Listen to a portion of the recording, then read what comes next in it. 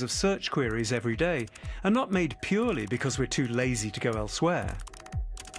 There's something about Google search that just delivers. But Google is now a very different beast from the company that Sergey Brin and Larry Page set up all those years ago. And the bigger question is, do we want to live in a world where big online corporations can essentially do what they like and ask us to trust them to do the right thing? The US Department of Justice may have fired a shot over Google's bows, but we're going to have to wait to see if that has any effect on the way it operates. This edition of The Inquiry was presented by me, David Baker. The producer was Jill Collins, researcher Matt Toulson, editor Tara McDermott, and technical producer Nikki Edwards. That was The Inquiry from the BBC. I'm Saroja Coelho here on CBC Radio 1. Have a great day. Good morning, Manitoba, and hello, Winnipeg. I'm Marcy Marcusa with our team at Information Radio on 89.3 FM, 990 AM on the app and on YouTube this morning.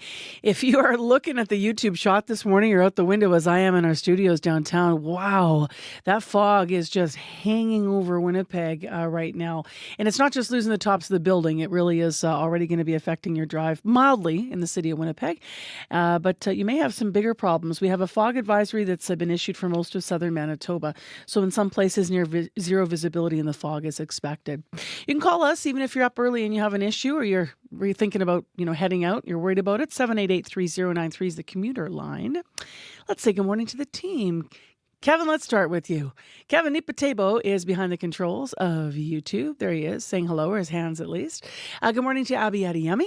Abby's behind our technical board on the show, and Abby, of course, will be on air with us covering weather. And good morning to Corey Funk, who's our studio show director, and will be in talking about the commute. Heather Wells is here also, 2 minutes to 6 o'clock, and here with headlines. Hi, Heather. Good morning. Well, criminal defense lawyers say it is troubling the NDP remains defiant on its reason for dumping a veteran MLA. Yesterday, Premier Wab Kinew doubled down, insisting the NDP has every right to kick Mark Wasilio out because a lawyer who works at the same firm as his represents Peter Nygard. Now, Kinew says Wasilio was told to choose between the NDP and Nygard. Chris Gamby at the Criminal Defense Lawyers Association says lawyers don't tell their colleagues who they can represent. Well, swept in the finals, the Winnipeg Goldeyes are out in 3 straight, beaten by the Kane County Cougars, who captured the Miles Wolfe Cup. The Fish tied in the game last night in the 6th inning, but then the Cougars roared, scoring 2 more runs and beating Winnipeg 5-3. We're going to hear more about that coming up in our next local news at 6:30. All right. Thank you, Heather. Thank you. Yeah, a little bit of heartbreak for all the fans that follow the Goldeyes. I know there's lots of real loyal fans. So the Goldeyes are out. We have sports, by the way, coming up at 7:25. So in addition, this morning on the program, we've been talking about encampments of late in the city of Winnipeg and how to best move forward with plans that'll keep everyone involved safe and healthy. We're going to take you to Hamilton today. They actually have some protocols in place around encampments, and they're looking at the idea of sanctioned encampments. What does that mean? Could it apply here? We'll find out. Right now, though, World Report. Today on Q.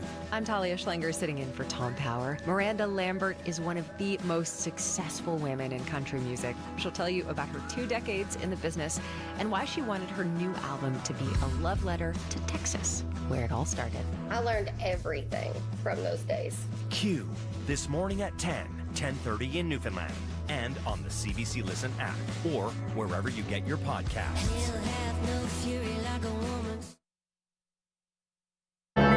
This is World Report.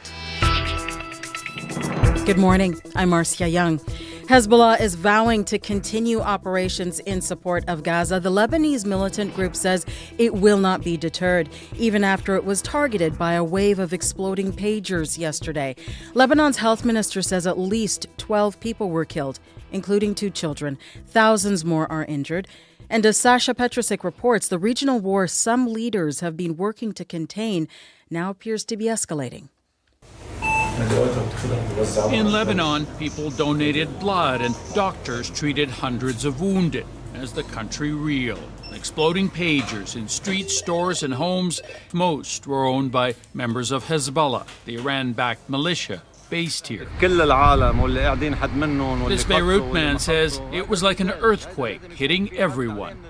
Tension is rising throughout the region as Israel's blamed for escalating a conflict with Hezbollah that already sees near daily exchanges of rockets and airstrikes across the border. Beirut-based journalist and Mideast author Kim Gattis. This is what I call Middle East roulette. You keep pushing further and further until you actually do ignite a regional war. Israel has not commented, but reports from U.S. officials suggest an intelligence plan aimed at destabilizing Hezbollah in advance of a major attack, one that had to be put into action sooner than expected by Israel because it may have been uncovered. It's a wrench in Washington's efforts to solve the conflict diplomatically, says Ben Rhodes, a former U.S. national security advisor.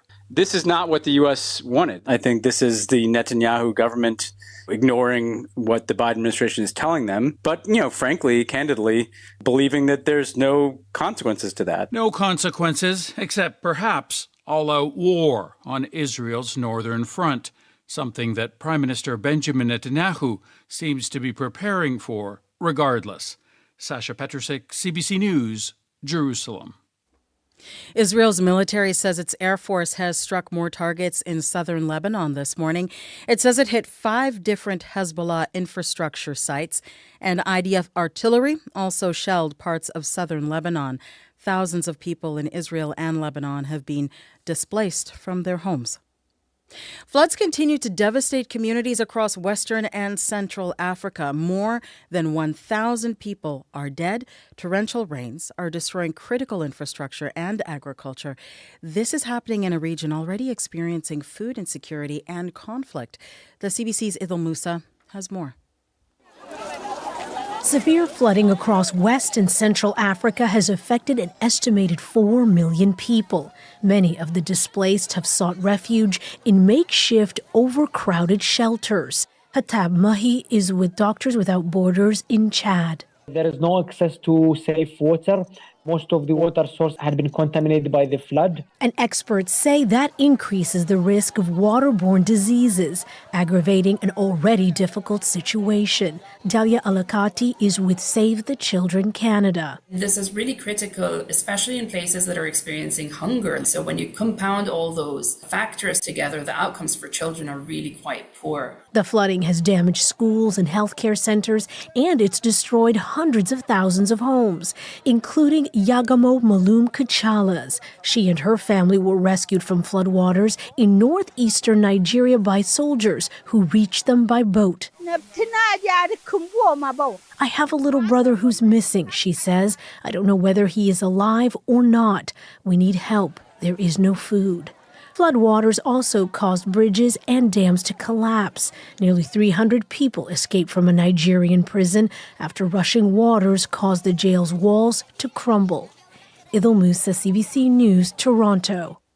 The Indian government says more Indian students die while studying in Canada than any other country. It released a report in July that says nearly 200 Indian students died in Canada over the past 5 years.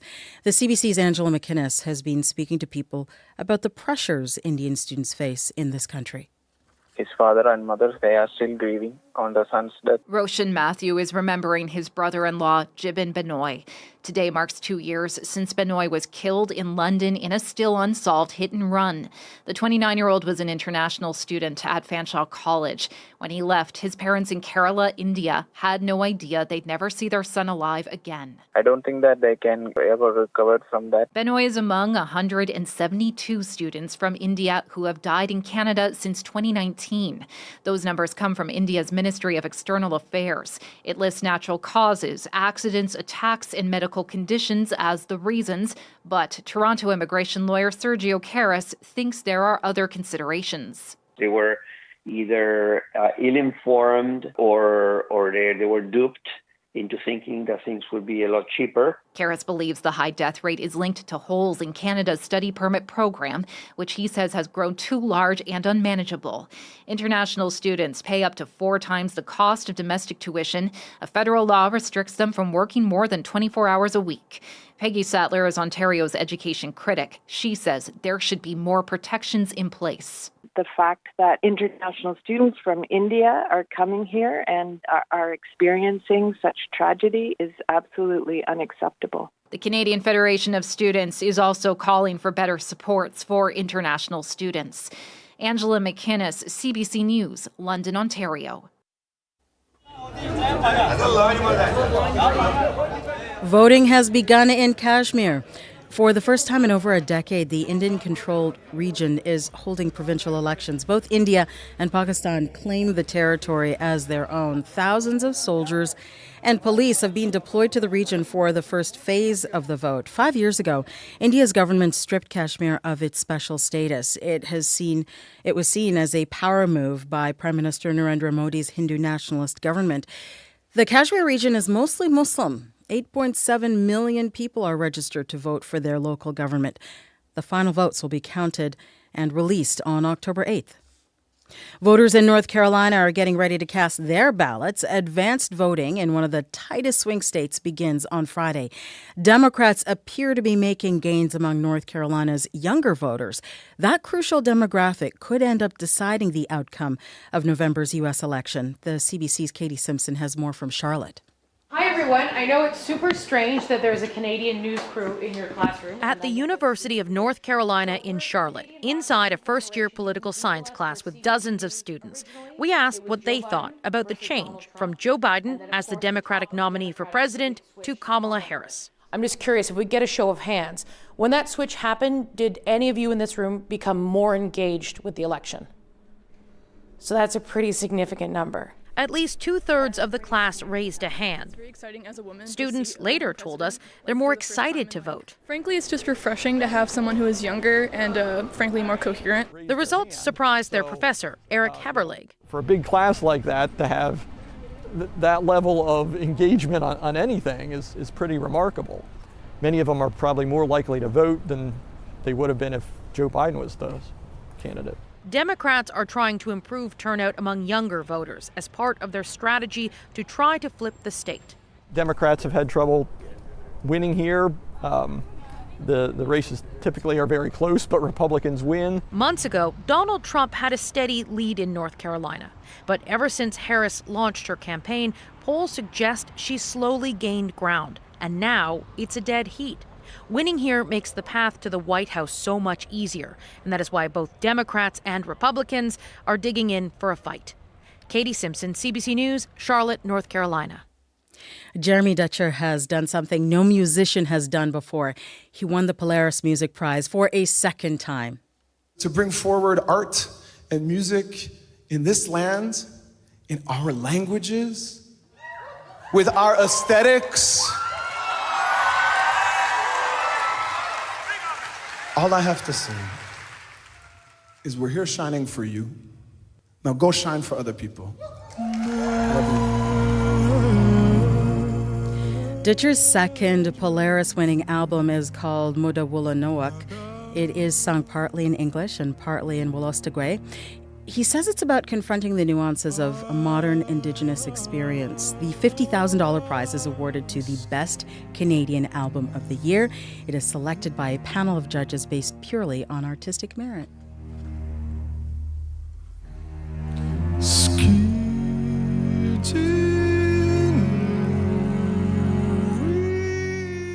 And that is the latest national and international news from World Report. News anytime at cbcnews.ca.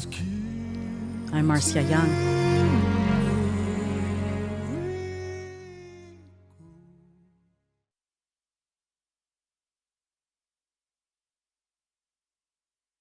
That music we can play for you from Jeremy Dutcher in the show today, so you can look forward to that.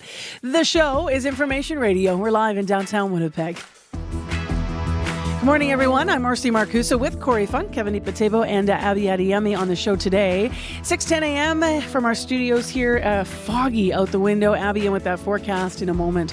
This hour on CBC, we are going to be talking about the latest batch of inflation data, it does show food prices will continue to climb. And a food economist is warning this morning this could be the new normal. So we'll talk more about that. In addition, Vera has said this in your own household. Well, I guess a couple of us are sick, so it's inevitable. The whole house is just going to get sick. Dr. Raj Bhardwaj in the medical column today says it doesn't have to be that way. He's got some ideas about staying ahead of the upcoming cold and flu season if you're the caregiver in your home and the illness is already in the house. So Dr. Bhardwaj is here just before 7. Right now, Heather Wells is here with our headlines. Good morning again. Good morning. Well, criminal defense lawyers are concerned with the rationale used by the NDP to turf an MLA from the party. Yesterday, Premier Wab Kinew doubled down on its stance. The NDP kicked Mark Wasilyu out because a lawyer who works at the same firm represents Peter Nygaard. Kinew says Wasilyu was told to choose between the NDP and Nygaard. Chris Gamby of the Criminal Defense Lawyers Association says lawyers don't tell their colleagues who they can represent. We'll hear more from him coming up. As well, people in Steinbach are cleaning up after torrential rain caused flash flooding. Several basements were flooded, including Nikita Pandia's. We're going to hear from her. Steinbach, by the way, was soaked. 156 millimeters of rain fell in 36 hours. So we'll take you there and set the scene for you in our next local news coming up at 6:30. Some of the images yesterday, Heather, coming out of the places that had flooding in the communities were just unreal. And I thought we were out of the woods right when we got off the air. And then I turned around, literally turned the mic off, looked out in downtown Winnipeg, and it was pouring. Yes. Yeah, it was just pouring buckets. Yeah, and I mean, I feel so bad for all. No one was prepared for that. No, absolutely not. All right, well, we'll hear more, as you said. Thank you. You're welcome.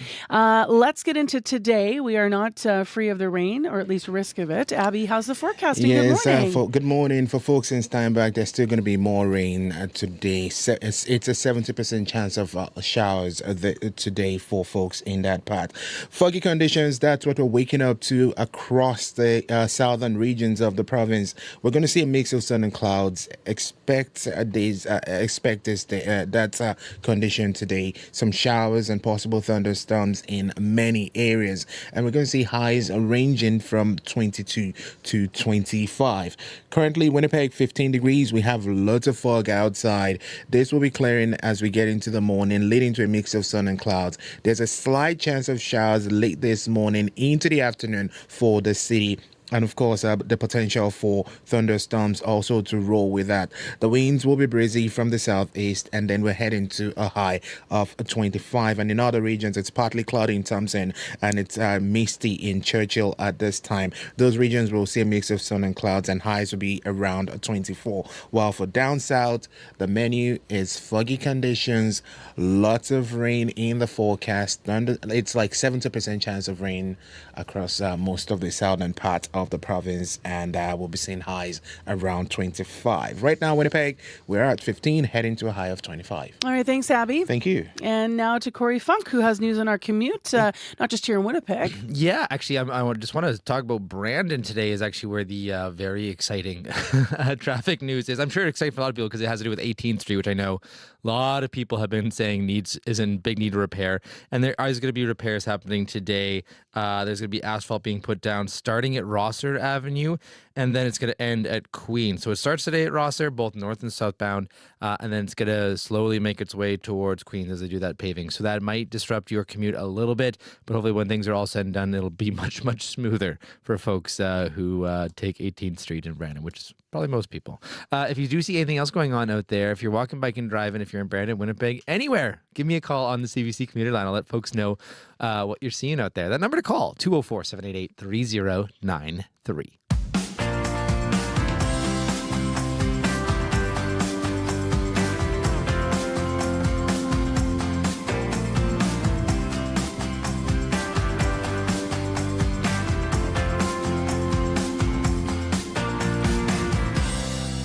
Well, if you were listening to our program on Monday, Emily was in actually guest hosting for me, but there was a story about rabbits that came from our community reporter that has a lot of people leaning in.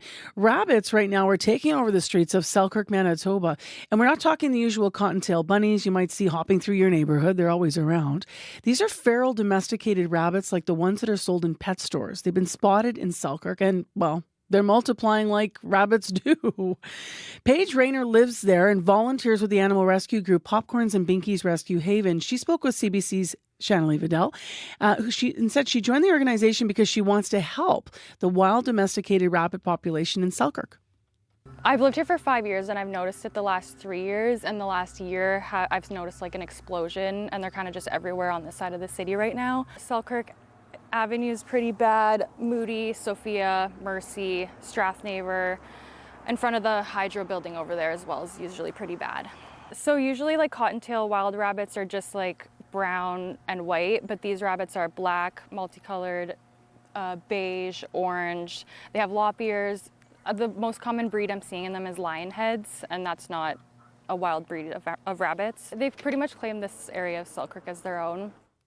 So that's Paige Rayner speaking with CBC's community reporter Shanley Vidal about the rabbit population in Selkirk. The city of Selkirk, meantime, has reached out to the province for support to get the growing rabbit population under control. But the province says the bunnies are a city issue.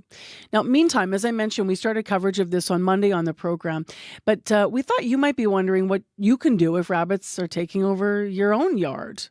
James Hare, yes, that is his last name. James Hare is a professor emeritus of biological sciences at the University of Manitoba, and we have him on a lot because he knows everything about rabbits. He spoke to CBC's Faith Lundell on Up to Speed. Hi there, Faith. Folks might find it hard to see cute little bunnies as a problem, but talk more about this. What kind of issues could a growing rabbit population mean for Selkirk? Well, there are huge problems, Faith. I mean, right from the start, obviously, over the course of the summer, as people are growing things in their backyard, they're going to see damage to their gardens, right?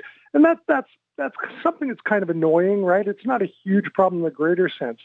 There are bigger ecological problems, though, and one of them, obviously, is that these rabbits are competing for food with native herbivores, right? You mentioned eastern cottontails. They're one of our native rabbit species. And also, of course, as the abundance of these rabbits increases, they're going to attract all sorts of predators of rabbits. So we're going to have things like, foxes and coyotes encroaching further and further into the city, preying on this readily available prey source.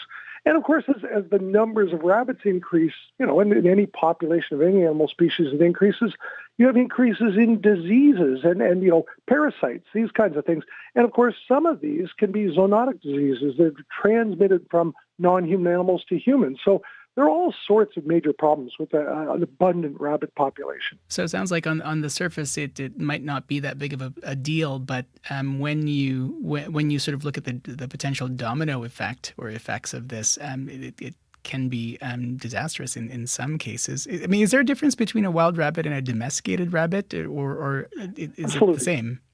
Yeah, they are different species entirely. I mean, the domesticated rabbit is an ancestor of the old world rabbit, basically, whereas, our native species, and we have several rabbit and hare species in Manitoba, but eastern cottontails are a different species altogether, right? As are the different hare species that we have, like the snowshoe hare and the jackrabbit. So they're completely different species. So can be problematic, especially when you've heard the expression multiplying like rabbits. Is this something that happens very quickly, or as quickly as we imagine it does? Absolutely. Rabbits, have not earned the reputation for prolific breeding, without a right. I mean, they are incredibly fast in reproduction. They're induced ovulators, so indeed females will produce a litter, and they can become pregnant essentially the day after they've given birth to the previous litter. No kidding. No, it's incredibly fast. And of course, these can be huge litters as well. They can have up to 14, 15 kits in a litter, right? So they're huge litters, and they can produce up to 5 litters a year. So the numbers will increase exponentially.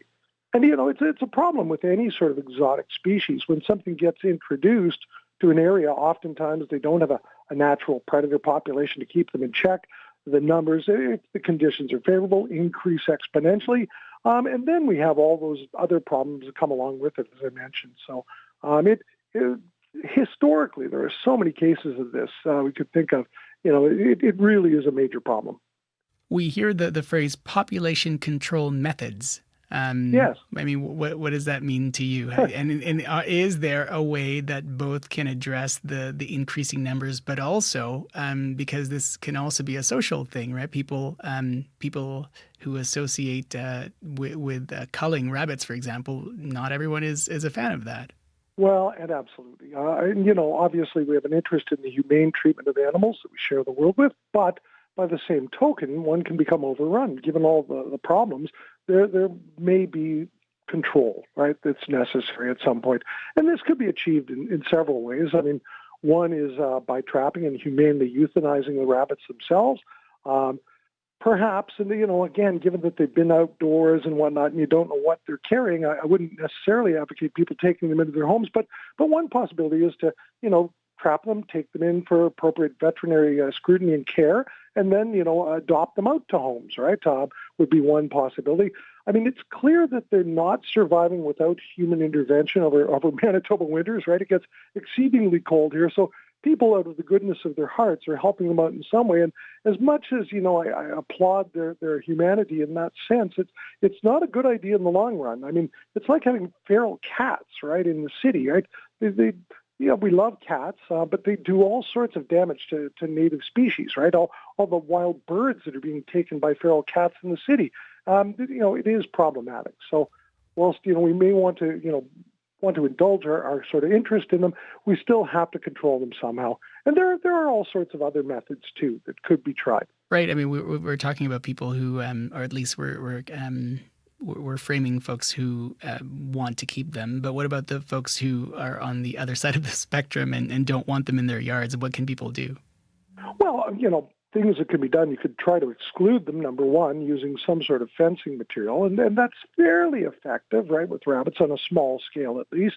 I wouldn't necessarily, advocate trapping them and relocating them. People do that with squirrels all the time as well. They'll live trap them and say they're going to release them to the woods somewhere. Well, that's really condemning them to death. That's not humane in any way.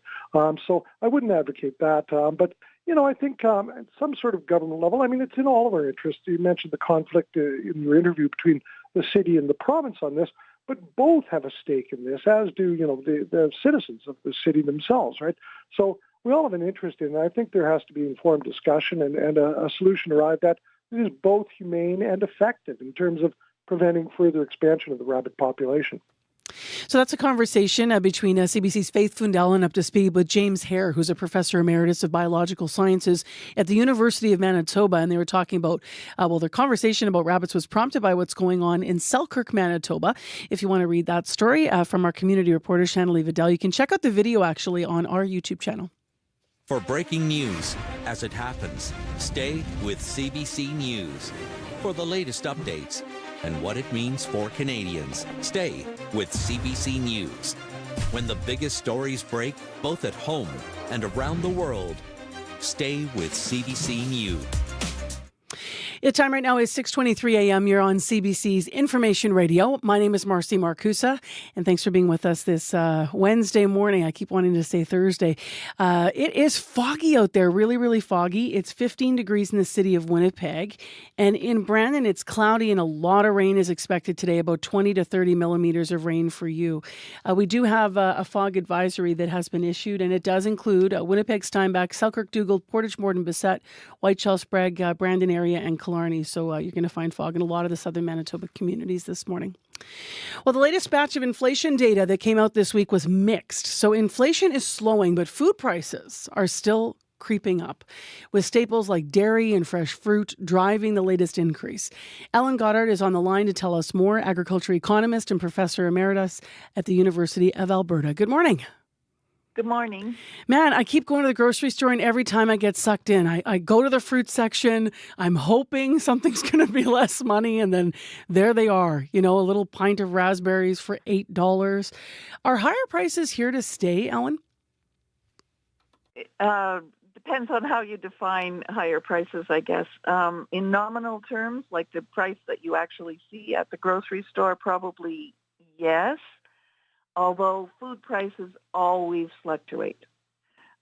Seasonal production, biological lags in production on the livestock end, All of those things contribute to food prices going up and down pretty regularly. What we hope is that they go up and down within a relatively narrow band, and we had that sort of stability for a very long period of time before this price inflation of the last couple of years.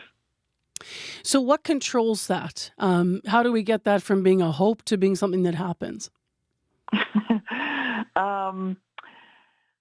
First of all, one thing that has to happen is that we're starting to see wages going up for the last over the last year.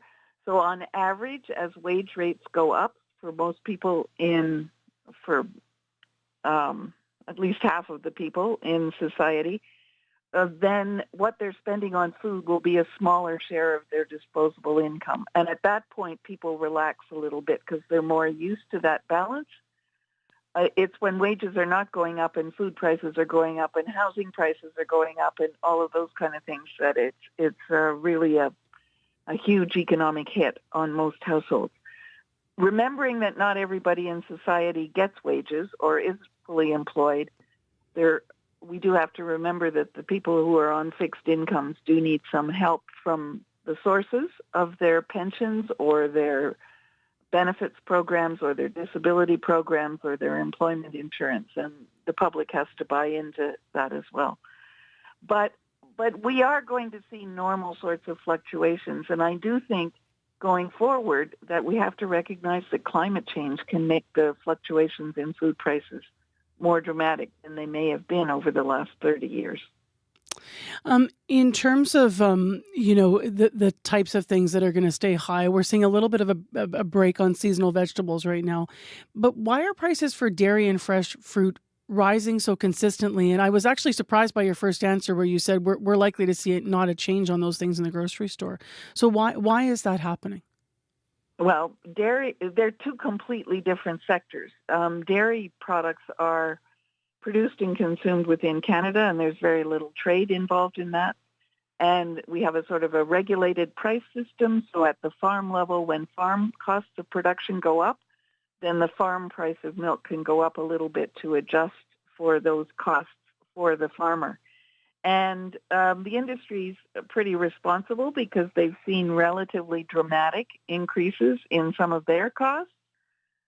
Dairy farms often have borrowed money to buy the farm as well as to buy quota to produce dairy products. So interest rates have been hurting dairy farmers. Costs of farm equipment have been going up. Costs of animals, costs of animal feed have been going up. So there have been a lot of increases on the cost side for dairy farmers.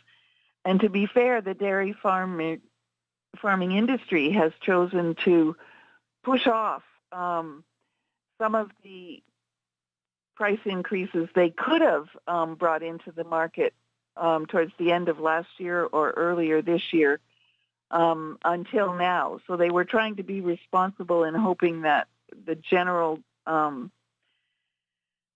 decrease in the inflation rate for food products would make the price increase now a little bit more affordable for consumers. But it is a regulated industry in that sense. What happens beyond the farm gate has absolutely nothing to do with the industry. It's about what the processors choose to do and retailers and that sort of thing, and they will pass on any costs that they see. But for fresh fruit, there's some stuff that we produce within Canada, and that will be affected by weather. But for things like apples, we should start to see a price decline as the harvest gets more complete for apples in Canada over the next little while. Mm-hmm. But there's so many fruit that we import, oranges, grapefruit, lemons, pineapple, cherries when they're not in season in Canada. So then we're at the mercy of what's happening with climate change and crops around the world, of course. Yeah. And think about California, which has largely been our fruit basket, if you like, for such a long time with the droughts and fires. Huge problems. We are short on time this morning. News is coming up, but thank you for outlining some of the challenges. I wish it were better news, but we appreciate your time. Thank you. It's Ellen Goddard. She's a professor in agricultural and resource economics at the University of Alberta. We're going to continue talking about the prices of all things and inflation and your bottom line, your grocery bills. We have business news coming up here on CBC. Right now, though, your news. This is CBC News. Good morning. I'm Heather Wells in Winnipeg. At 6:30, it's foggy. It is 15 degrees. We're warming up to 25 today, but we still have a chance of showers this morning and a risk of a thunderstorm as well. Fire up those fog lights. Southern Manitoba wakes up to a fog advisory this morning. Everywhere from Winnipeg to Brandon, all of the south and parts of the Interlake and eastern Manitoba. We have near zero visibility in open areas, even in the city, as an extensive area of fog has moved in. It is expected to lift later this morning. Criminal defense lawyers say it's troubling the NDP remains defiant on its reason for dumping a veteran MLA. Yesterday, Premier Wabkanu insisted the NDP has every right to kick Mark Wasilyu out because a lawyer who works at the same firm as his represents Peter Nygaard. Kanu says Wasilyu was told to choose between the NDP and Nygaard. Chris Gamby at the Criminal Defense Lawyers Association says lawyers don't tell their colleagues who they can represent. He says it is concerning Wasilyu's occupation has become an issue. It wasn't a problem that he was acting as a defense lawyer before. All of a sudden, now it has become a major issue such that he needs to be removed from caucus. I don't really understand the rationale there. Now, Mark Wasilyu was in court yesterday acting as a lawyer for a Winnipeg police officer accused of impaired driving. The police officer who Wasilyu was defending was charged with impaired in 2021 after his motorcycle crashed. Andrew Flavel Martin teaches law at Dalhousie University in Halifax. He says if the NDP didn't kick out Wasilyu, defending a Winnipeg police officer could have been an issue for the government. There would be issues around, again, is this person putting their political interests ahead of the interests of their client? Do they want to avoid embarrassing the government? Wasilyu says everyone deserves a defense, and his work as a lawyer, he says, is always done in his free time. Well, people in Steinbach are cleaning up after torrential rain caused flash flooding. Several basements were flooded, including Nikita Pandia's. She says the water was knee-deep in her family room, playroom, and gym, a space that was just finished last week. We used 3 sub pumps, one what we had in the basement, and we rented one, and we just bought it from the neighbor as well. And we managed to take out all the water. And it started from the garage as well. Now, Steinbach was soaked yesterday, 156 millimeters of rain in 36 hours. That was yesterday and the day before. Pandia says several of her neighbors' properties also flooded, and now she's waiting for the insurance company to assess the damage. International news, and Hezbollah vows to continue operations in support of Gaza. The Lebanese militant group says it will not be deterred, even after it was targeted by a wave of exploding pagers yesterday. 9 people were killed, thousands more were injured. The Taiwanese company whose name appeared on those pages says it did not make the devices. The founder of Gold Apollo is speaking with reporters today. He says none of the components in that product belong to us. Nothing was exported by us. Instead, the company says it licensed its brand to a Hungarian firm named BAC. And those devices we'll hear more about through the day. You can hear the latest on this story coming up on World Report at 7. A Winnipeg wine store owner wants stronger penalties for shoplifters after her shop has been targeted 7 times this year. Kate Holden says the Porium on Portage Avenue has been hit twice in the last week alone. A series of brazen overnight thefts caught on her surveillance cameras. You can see them break through the window with a cinder block or rocks. You can see them jump in through the window, lift up the film, get into the store, grab a shopping basket. They're looking for certain bottles. Certain expensive bottles of wine. Holden says the thefts have cost her business about $50,000 this year. Smashed windows are just one consequence. The repeated thefts have also caused her insurance premiums to go up, and she says it is a reality for small business owners facing an increase in retail theft. Well, they had Some hope for a while at Blue Cross Park last night. The safety squeeze. Miles Symington scores. We are tied at 3-3 in the bottom of the 6th inning.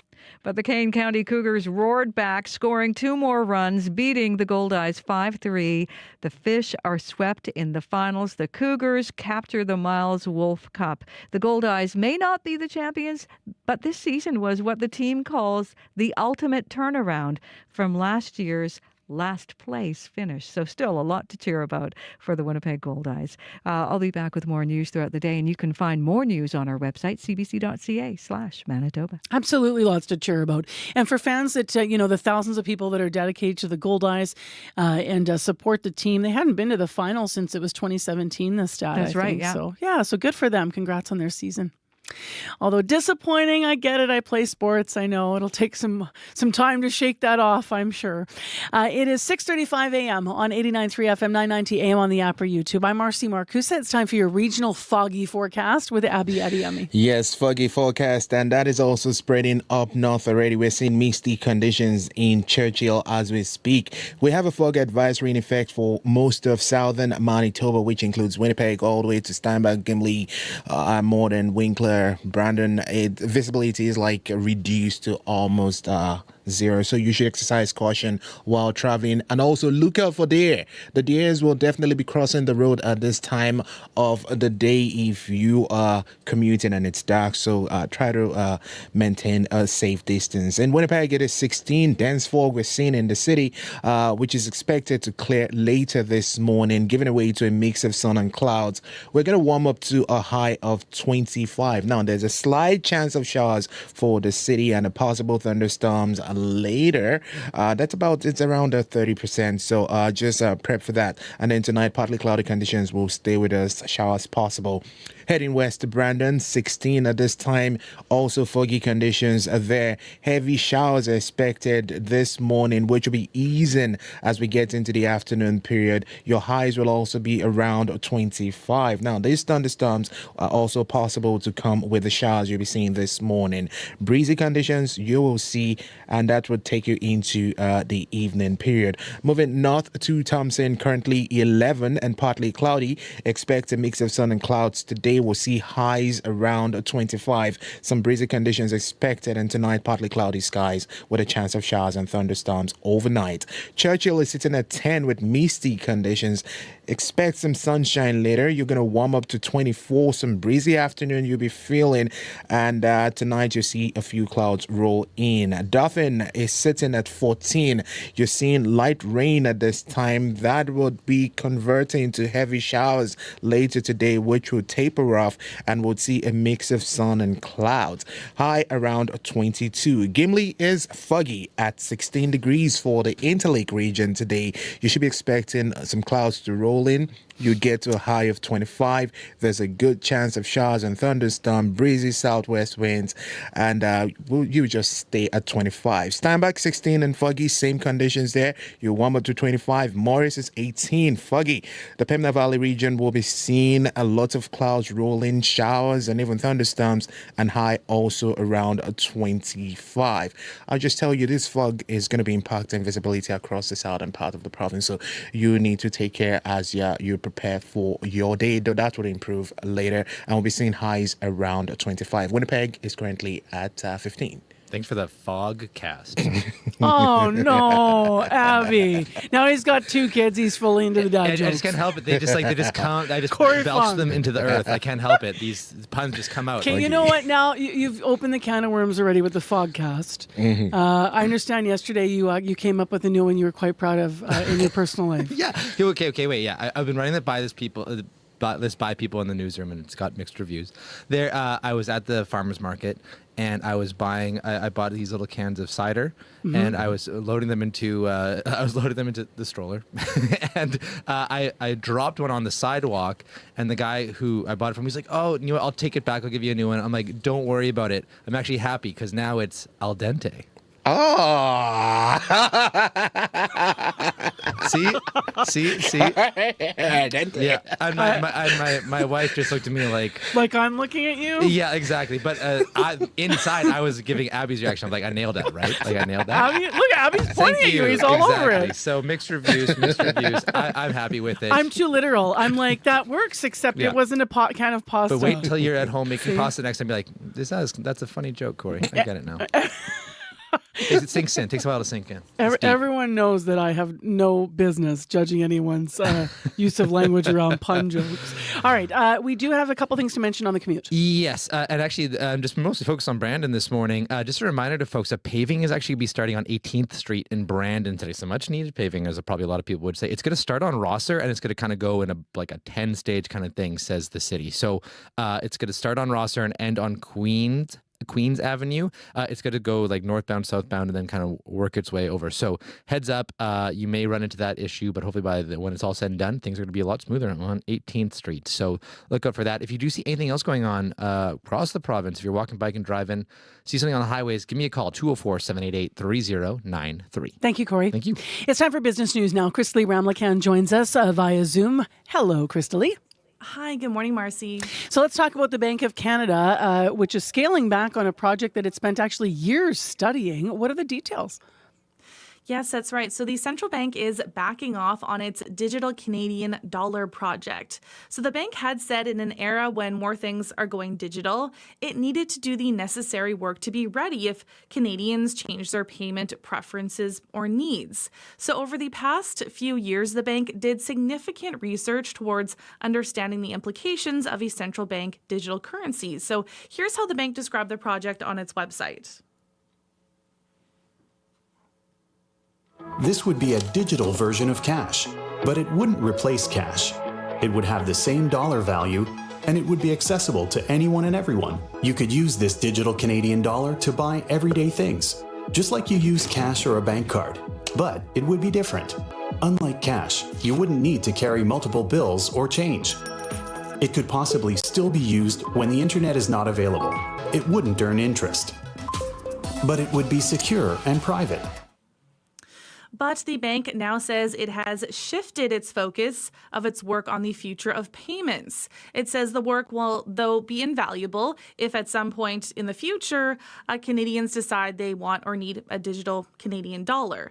Now, for more on this, we spoke to Carl Shamada, who's the chief market strategist at Corpay, and he says digital currency projects do sound like they should solve some major problems. Electronic money transfer doesn't happen as quickly and as efficiently as you might hope.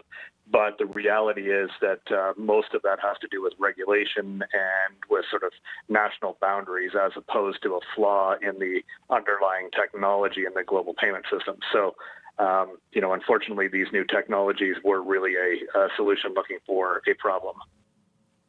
The bank says its focus is now shifting to preparing for the ongoing evolution of payments through policy research and analysis.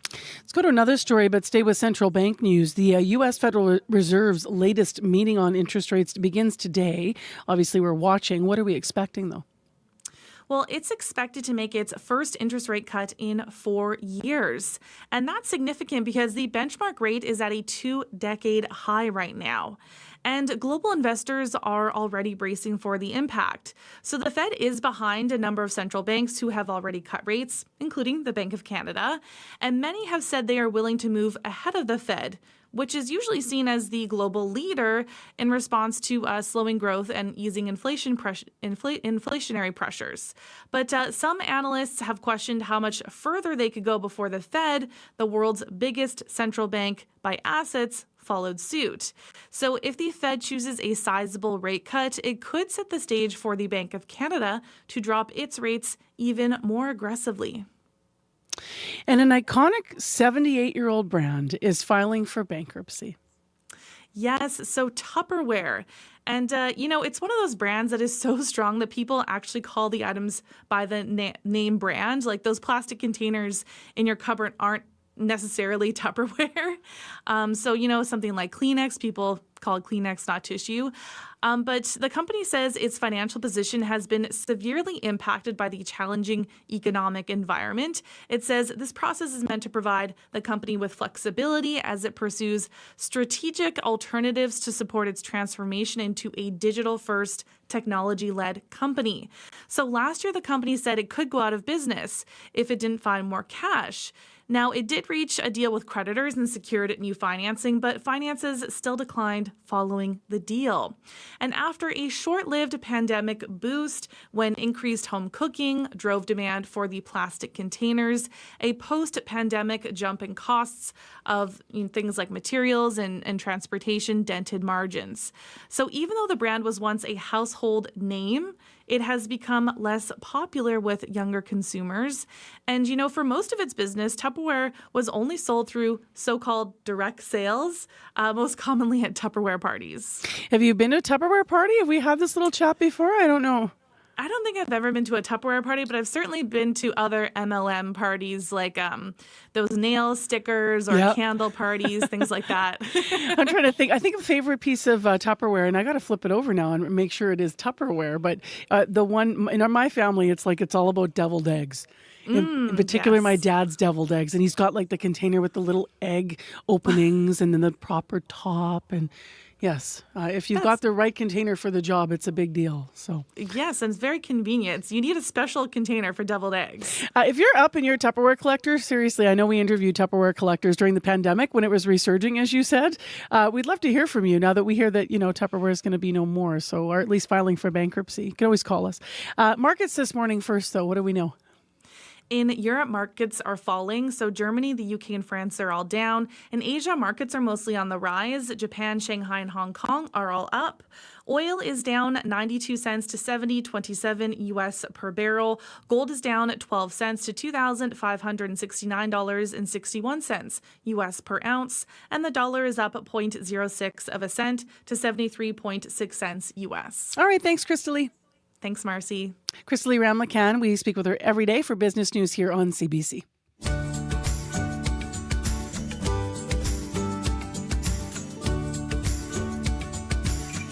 6:46 a.m. Bit of music now from Junior Award-winning guitarist Tony D, who has new solo music. This tune's called Modern Times.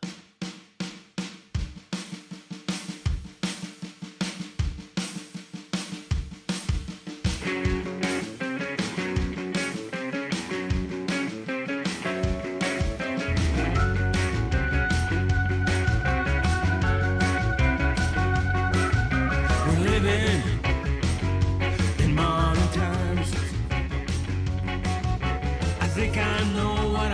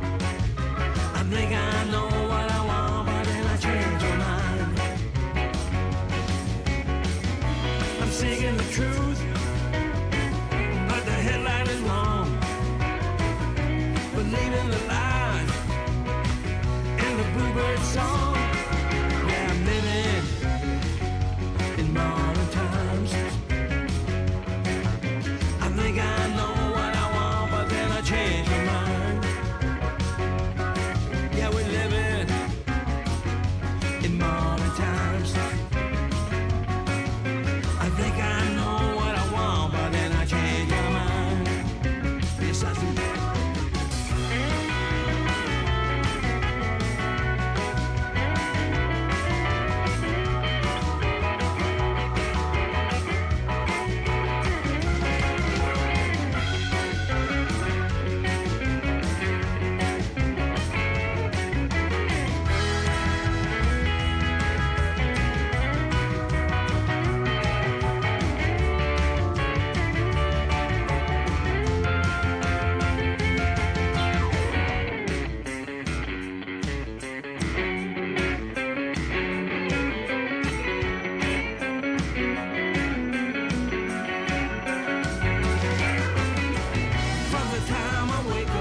Tony D, new solo music, bit of a bop. It's called Modern Times. The album, by the way, his new one comes out on October 23rd. 11 minutes to 7 o'clock on CBC. I'm Marcy Marcusa. It is foggy, dangerously foggy, near zero visibility in some spots. It's blanketing a lot of southern Manitoba and western Manitoba. It is in Winnipeg right now, 15 as mentioned with that fog, and it's present in the city as well, not just out on the highways. Well, is anyone in your is anyone in your house sick yet? As the cooler months approach, many of us find ourselves helping loved ones who are feeling sick, with cold, with flu, and caring for someone who is ill and not getting sick yourself can be difficult. We may also need to fortify ourselves if you start feeling under the weather as well. Dr. Raj Bhardwaj joins us with some practical ideas to make times like this a little easier. That's our medical column today. Good morning. So just to start with, why is there a cold and flu season at all? Right? I mean, this is one of these things that we've thought about for a long time. So it has a lot to do with how well germs tolerate humidity. Cooler air is drier, which some germs are better adapted to.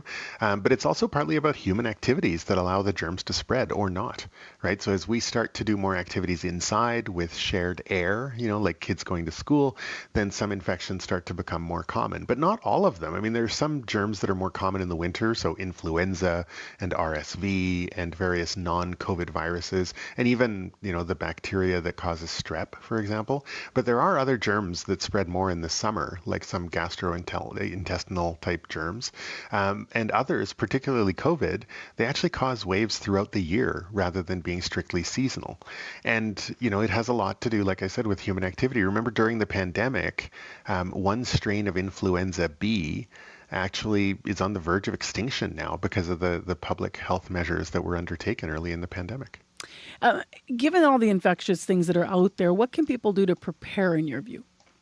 Yeah, it's one of those things. It's kind of like packing for a trip. I mean, you want to give it some thought before you kind of wake up in the morning you're going camping or the morning you're about to take off on a flight. You want to prepare. So one thing you're going to want to have on hand is medications, right? So children's medications, but also adult meds. The basics, I would say, for sure have something for fever and pain. So ibuprofen, which is Advil or Motrin, and acetaminophen, which is Tylenol. So it helps treat fever. It helps to treat pain like headaches or earaches or sore throats. And then the other meds, think about sort of gastrointestinal stuff, right? So anti-nausea meds, there are kids and adult versions of those. For sort of diarrheal type stuff, if it's a teenager or an adult, then Pepto-Bismol is helpful, but that's not recommended for kids under about 12 years old. And rehydration or electrolyte fluids are super useful. So think Pedialyte or a generic version.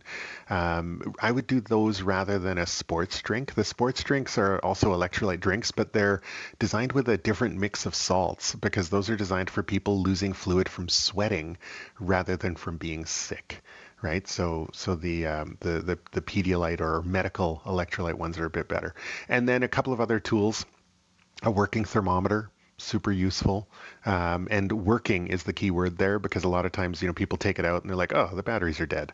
So make sure your batteries or you've got some spare batteries for that. And then, for kids, we generally recommend dosing medications based on their weight rather than their age.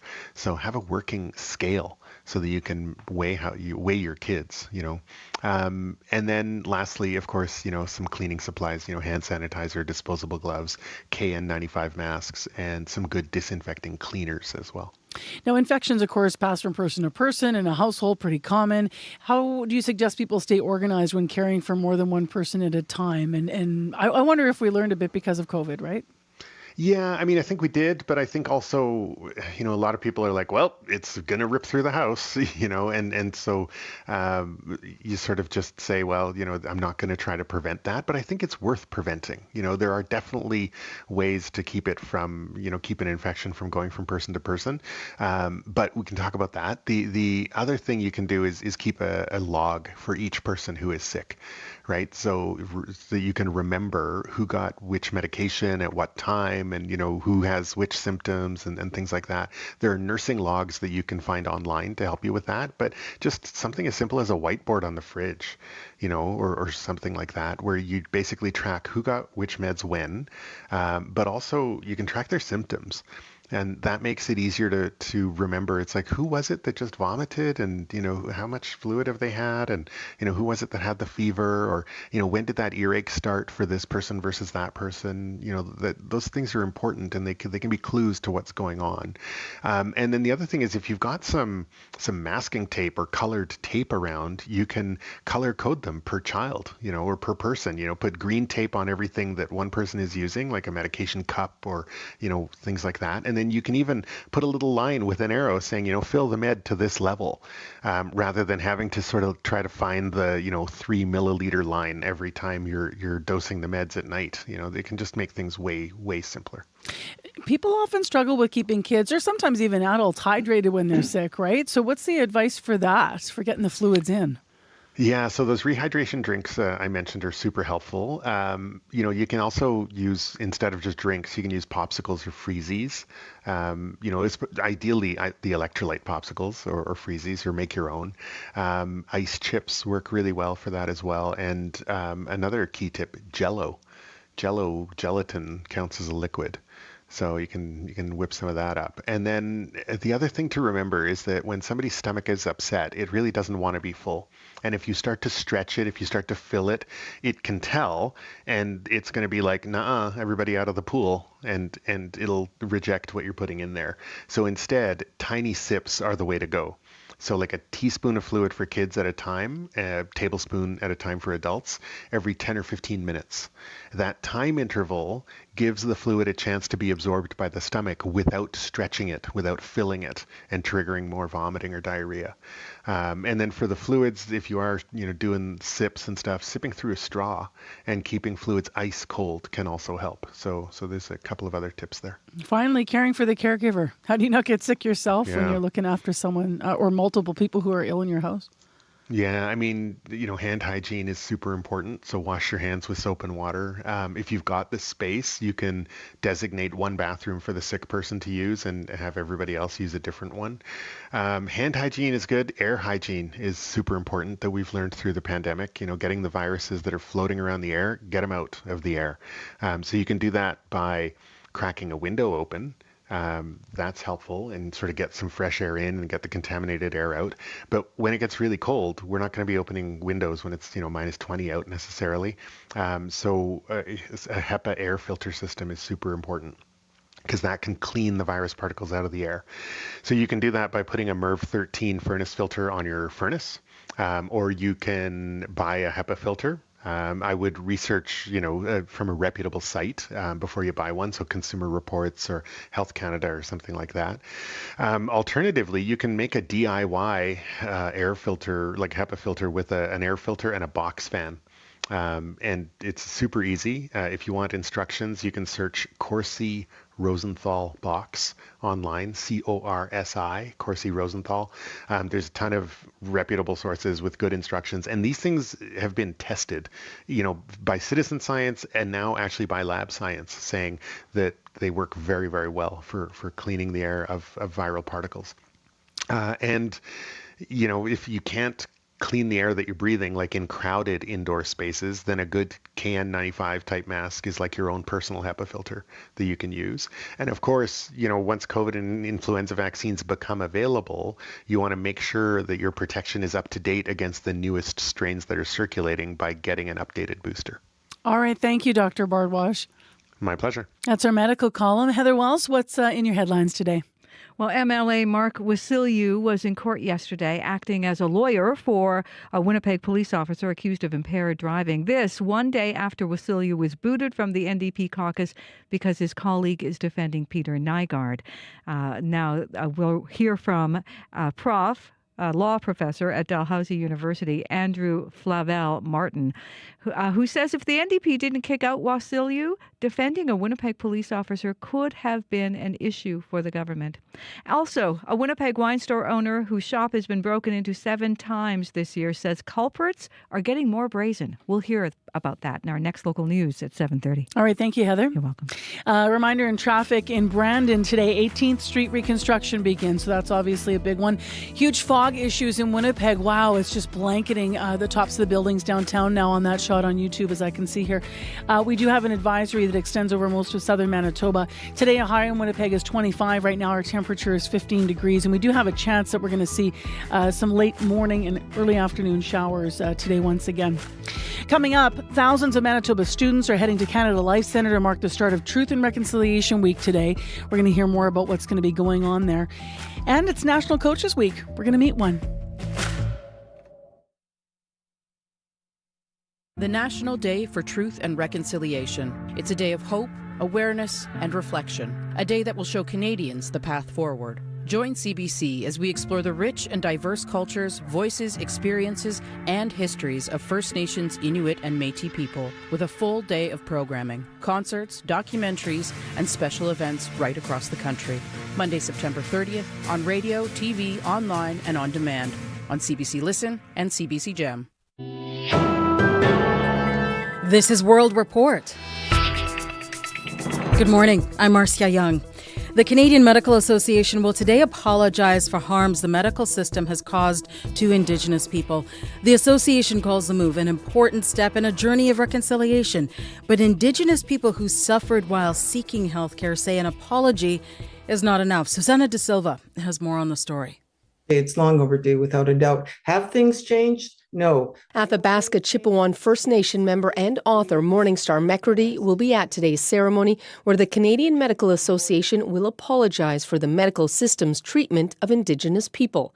McCurdy suffered a forced sterilization at 14 and is pushing the Senate to pass a bill making it a criminal offense. This bias, this stereotype, this racial profiling begins in the emergency room, begins with each individual, whether that person's intake, a nurse, a doctor. How do you diffuse that? The association says it recognizes Indigenous people face worse health outcomes. You know, an apology is a good first step. Dr. Margaret Moss co-authored a report in 2020 that found widespread discrimination against Indigenous people in BC's healthcare system. She hopes those who hear about the apology will try to understand more than an apology is needed. Why is it low life expectancy? Why are they some of the worst numbers across any disease or chronic issue? Suicides, why is it that bad? Morningstar McCurdy knows who she will be thinking about at the ceremony. I'll think about all of those unborn babies and their mothers and the parents and the families and the communities whose babies and children are not here among us. The apology takes place this afternoon in Victoria. Susanna De Silva, CBC News, Vancouver.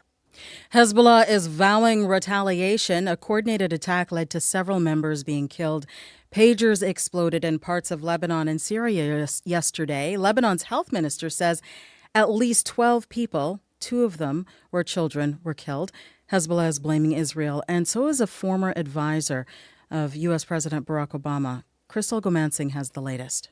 This is a pretty, indiscriminate use of violence. Still, Ben Rhodes, a former U.S. National Security Advisor, doubts there will be any political fallout for Israeli Prime Minister Benjamin Netanyahu. Once again, I think this is the Netanyahu government, ignoring what the Biden administration is telling them. But, frankly, candidly, believing that there's no consequences to that. He says President Joe Biden has been reluctant to use any leverage. Meanwhile, the Taiwan company, said to be the maker of the pagers, is pushing back. The founder of Gold Apollo says the company did not make or ship the tampered devices held by Hezbollah members. It says a company in Budapest manufactured them. The exploding devices not only killed people but injured others nearby when they were detonated. Very concerned to hear about the reports of civilian casualties. The UK's Development Minister, Annalise Dodds, called the incident an awful situation. I don't know all of the details of this. As I say, we woke up to this news, but the UK will be working particularly with our humanitarian partners in the region. Concern for people in the region is growing, along with fears the violence will escalate. Hezbollah has vowed retribution, and it says it holds Israel fully responsible. Crystal Gomansing, CBC News, London. A state of calamity has been declared in parts of central and northern Portugal. More than 100 wildfires are burning across the region. The situation is overwhelming. Spain, Italy, and France have already sent in water-bombing aircrafts to help douse the flames. Today, Morocco is sending more. Spain is also sending specialized teams of firefighters. At least 7 deaths are being blamed on the fires, and tens of thousands of hectares have been destroyed. Gisèle Pellicot is expected to give a French court her testimony today. She is the alleged rape victim at the center of a high-profile court case happening now in Avignon. Pellicot's husband, Dominique, is accused of drugging her and recruiting dozens of strangers to rape her over the course of a decade. He admitted to the charges in court yesterday. Gisèle has become a symbol of the struggle against sexual violence in France. She insisted on a public trial to expose her husband and the 50 other men accused. Voters in Indian-controlled Kashmir have begun casting their ballots. For more than a decade, people in the region have protested Indian rule. This will be the first time they head to the polls since Indian Prime Minister Narendra Modi revoked the region's semi-autonomy. The CBC's Salima Shivji has more from Mumbai. One by one, the people at the polling booth in Indian-controlled Kashmir step up to cast their ballots. This is the first legislative election in Jammu and Kashmir in a decade, and the first since India's Prime Minister Narendra Modi stripped the Muslim-majority region of its special status 5 years ago, downgrading it from a state to a territory controlled directly by New Delhi. That move stings deeply outside a market in Srinagar, the largest city. But for Aitizaz Amin, the election is a step forward. All the Kashmiri, Jammu and Kashmir region is happy about it, that we will get the government which is led by the people of the Jammu and Kashmir, and people will decide its future. The fact that he's even able to vote and lodge his protest over the changes in Kashmir is a relief, he says. There are a multitude of parties to choose from, including some who want an independent Kashmir. Still, he's voting for an assembly that will be virtually powerless, says Anuradha Basin, the managing editor of Kashmir Times newspaper. The lieutenant governor, directly controlled by New Delhi, will have oversight powers over all the decisions that the J&K Assembly is making. Modi on the campaign trail Saturday repeated that terrorism is on its last leg in Jammu and Kashmir. This is a new era of progress, he says, after decades of political unrest in the divided region that both India and Pakistan claim in full. But progress is not the word voter Khurshid Ahmad would use. Modi's government has made only hollow promises, he says. We want him to make Kashmir a state again. Salima Shivji, CBC News, Mumbai. We have a fact check on federal politicians and their pensions. It has come up in the war of words between the federal Conservative and NDP leaders. Pierre Poilievre has been accusing Jagmeet Singh of propping up the Liberal government just long enough to qualify for his pension. So we asked experts to crunch the numbers to find out who is entitled to how much money in their retirement. Kate McKenna brings us those details. Jagmeet Singh has a message. Conservative leader Pierre Poilievre making MP pensions political. Wait until he gets his pension. He's been accusing NDP leader Jagmeet Singh of keeping Justin Trudeau in power to qualify for his House of Commons pension next February. Singh says it's nonsense. It's another tired old lie that Pierre Poilievre likes to say. But when it comes to pensions, experts found Poilievre is the opposition leader set to have the largest House of Commons pension because he's been an MP for 20 years. Well, his pension is interesting. He's been there the longest. Shankar Trivedi is the program director of the Schulich School of Business Masters of Accounting program. He crunched the numbers and estimates that Poilievre could draw a pension of more than $230,000 per year when he turns 65. His pension is like 3.5 times in present value terms as compared to that of Jagmeet Singh. A spokesperson for Poilievre says the Conservative leader's situation is different than Singh's because Poilievre has no financial incentive to delay an election. He says Poilievre has voted to cut MP pensions in the past. Green Party leader Elizabeth May says by politicizing pensions, Poilievre is playing a dangerous game. I think it's a slippery slope and one he will regret.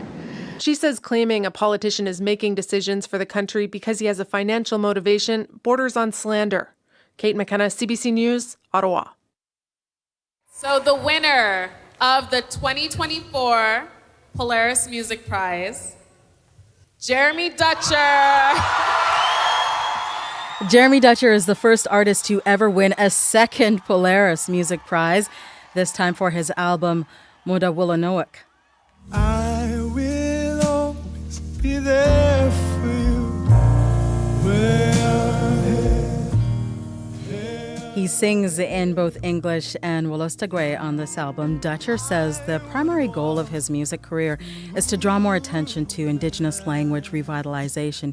He told reporters backstage that he will donate the $50,000 prize. It will go to a Wolostagwe immersion school in New Brunswick, started by his mother.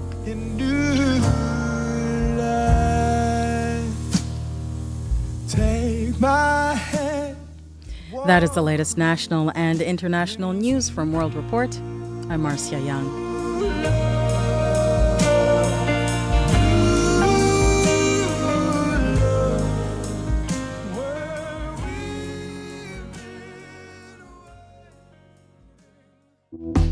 So beautiful, right?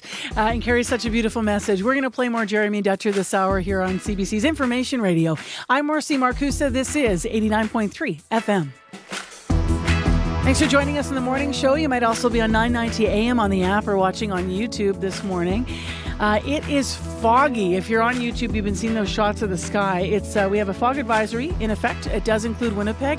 It's gotten worse over the last hour. Now it's actually extending almost down, kind of halfway down the buildings in downtown Winnipeg. Abby will talk more about this in a moment, and please call us if you're having a challenge in your neighborhood this morning or in your part of Manitoba. This hour on the show, thousands of Manitoba students are going to be headed to Canada Life Centre today to mark the start of Truth and Reconciliation Week. We're going to set that up and find out more about what will be happening there. In addition, it is National Coaches Week. We're going to hear from a boxing coach who overcame a loss by turning his attention to coaching others. So he's going to join us in studio at 7:40. While we're getting there, why don't you call us and let us know about a coach that was influential in your own life? 788-3205 if you want to weigh in. Heather Wells is here with other stories and news in our headlines. Hi there. Hi. Well, criminal defense lawyers are concerned with the rationale used by the NDP to turf an MLA from the party. Yesterday, Premier Rob Canoe doubled down on the stance the NDP kicked Mark Rosillo out because he's a lawyer who works at the same firm as the one who represents Peter Nygaard. And Canoe says Rosillo was told he had to choose between the NDP and Nygaard. We'll hear more about that coming up. As well, it is wet in Steinbach. People there cleaning up after torrential rain caused flash flooding. Several basements were flooded, and Steinbach, if you want to know amounts, was soaked with 156 millimeters of rain in 36 hours. So we'll take you there in our next news at 7:30. Thank you, Heather. You're welcome. All right, Abby, the forecast in the fog. What's up? Conditions across the province vary from clear skies in the north all the way to foggy and showery south. We're looking at this fog advisory in effect for southern Manitoba, which includes Winnipeg, all the way down to Morris. And this dense fog is moving into the region, reducing visibility to near zero in many areas. Though this is expected to lift sometime this morning, I'll just advise travelers be cautious as visibility can suddenly drop to near zero, making driving conditions very, very dangerous. So plan ahead. Winnipeg currently 16. We're seeing lots of fog outside. This will clear, leading to a mix of sun and clouds. We do have a slight chance of showers this morning into the afternoon period with potentials for a thunderstorm. The winds will be breezy from the southeast, and we're headed for a high of 25. Up north, we're seeing temperatures around 11, and down south, we're seeing temperatures hover near 18 degrees, cloudy and foggy, and showers are likely to be seen in a lot of areas. Brandon and Steinbach will definitely be getting heavy rainfalls today, so prepare for that. Winnipeg 16, heading to a high of 25. All right, thanks, Abby. Thank you. Well, that rain's not going to help because there's a big construction project in Brandon today, right? That's right. Yeah, it's starting today on 18th Street. So they're going to start putting down asphalt starting at Rosser Avenue and then making our way slowly toward Queens Avenue. So if you are driving down 18th Street today, which a lot of people do, I know it's going to be, you might run into some construction there. So heads up for you. Here in Winnipeg, another heads up on construction. All the southbound lanes on McGregor between Buren and Jefferson are going to be closed today until Saturday for construction as well. That's southbound McGregor between Buren and Jefferson closed until Saturday. If you see anything else going on out there, haven't heard any issues caused by this fog at all, but if you do see something or can't see something, give me a call on the CBC commuter line. That number to call, 204-788-3093.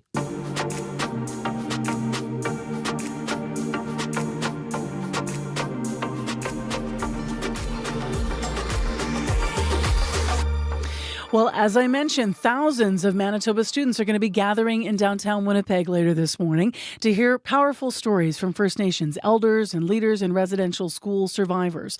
This event marks the beginning of the start of Truth and Reconciliation Week leading up to September 30th. Now, the event itself is called the Good Life Youth Empowerment Gathering, or Mino Pimatwisin, and it will take place, as I mentioned, at Canada Life Centre downtown.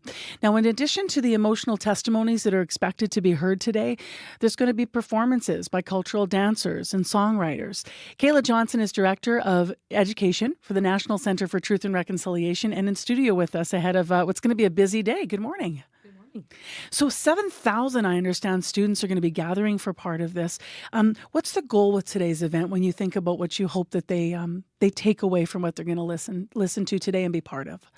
Well, you already mentioned that they're going to be hearing from residential school survivors, elders, knowledge keepers, but also artists and role models. The idea being that they're coming away knowing and feeling empowered that they can do anything as those on stage have done and be inspired to reach for those goals. Why is it important to have this event put on specifically for youth in Manitoba? This will be the third year that we had the event. Last year we had it in Ottawa, and the previous year we had it in Mississauga. It actually all started in 2020 with a single day of virtual content that grew from there to the full week and then the added youth empowerment event. The idea being we were in COVID for so long and there is that separation from that human-to-human connection. Here's an opportunity where we can get all those youth in one location, get all those inspiring individuals to pass on that message and make that connection. Have you noticed a difference, given that it is the third year, in terms of, can you sense if that message is getting through of empowerment, but also in understanding the important history of why reconciliation is so needed to understanding this country's history? I've been with the NCTER for the past 10 years now, and I can definitely tell a difference from those early years compared to these later years where my grade 2 students are more understanding, empathetic, as well as engaging. And they're the ones who are really asking the hard-hitting questions, but also thinking forwardly and thinking, how can we improve this relationship? What can we do together? I love that because I was sitting here 10 years ago when we were talking about sort of the need for education and how did we not have this education, all those questions. So I love that you're giving the example of the youngest students, even like the grade 2s, asking the hard-hitting questions. What are you most looking forward to today? This is actually my first year involved overseeing the entire Truth and Reconciliation Week program. Previous years, I was involved in smaller roles, so this year I really got to braid together the different components from our live youth event, from our publication to our adult education content, as well as the youth virtual content as well. And so you're going to see that theme of Mino Pimatwisin, or living the good life, throughout these different areas. And I really wanted to make sure that there was a connection between them all. So if someone's picking up the magazine versus attending the live youth event versus attending one of the virtual sessions, that they can see those elements or themes come out. How are our schools doing across Manitoba in terms of having the actual learning about our history make its way into curriculum and into schools? Is it still school by school and teacher-based, or how are we doing in terms of achieving that? I would say it's still school-by-school teacher-based, and there's a variety of points on, say, a continuum where schools, divisions, even regions are as to that learning journey and incorporation. I'd say a lot of our younger teachers, those who've been able to benefit from the education that's made its way into university courses now, are more comfortable and are able to pull that content in, whereas we're still needing to get that buy-in from some other individuals who haven't had that opportunity or that chance to learn about this. And so it really is a whole range as to the schools and to the regions where they are on that continuum. But I will say, again, compared to 10 years ago, there has been a dramatic increase in that content. I know there's a big list of people that are going to be speaking and performing today, as I alluded to. Can you give us an example of a person that you're really excited that's going to be able to be, sharing with the kids?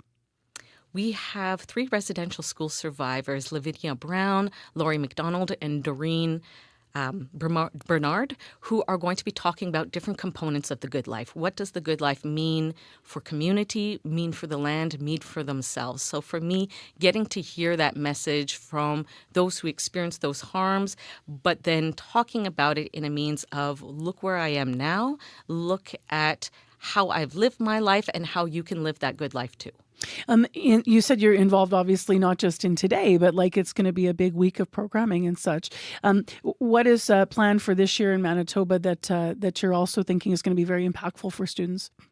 Next week, September 23rd to the 27th, we have our education portal where educators all across the country can log in to access a number of pre-recorded assets, but also 7 hybrid sessions happening all across Canada, from learning about the truths of residential school in Mi'kmaq territory to learning about how to be a good ally and be an upstander for human rights here in Manitoba with the Human Rights Museum, to taking a look at what residential schools had done, but culture and language reclamation. Why is that so important down in the Six Nations territory? So we're going to be hearing from a variety of subject matter experts, as well as survivors talking about these important things.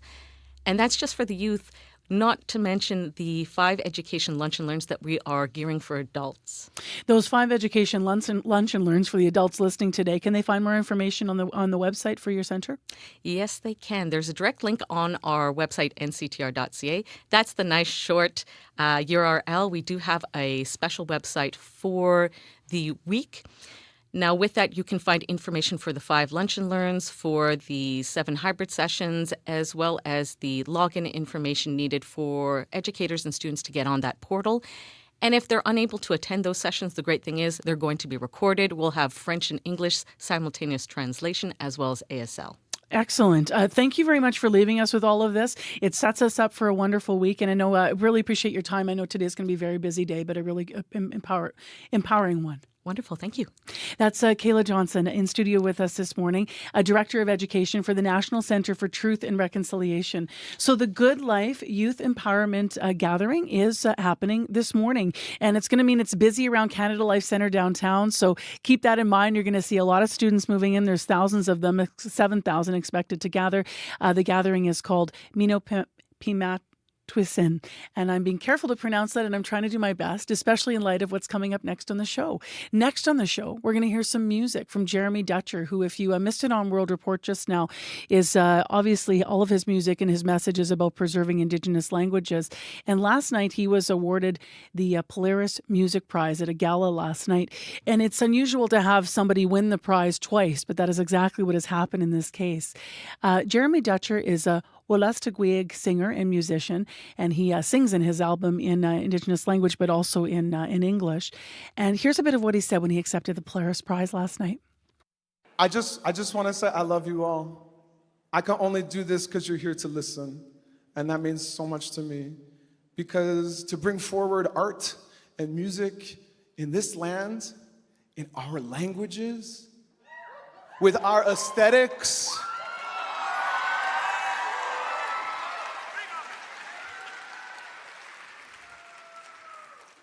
all I have to say is we're here shining for you. Now go shine for other people. Love you. Beautifully put. Here's Jeremy Dutcher and his tune called Take My Hand.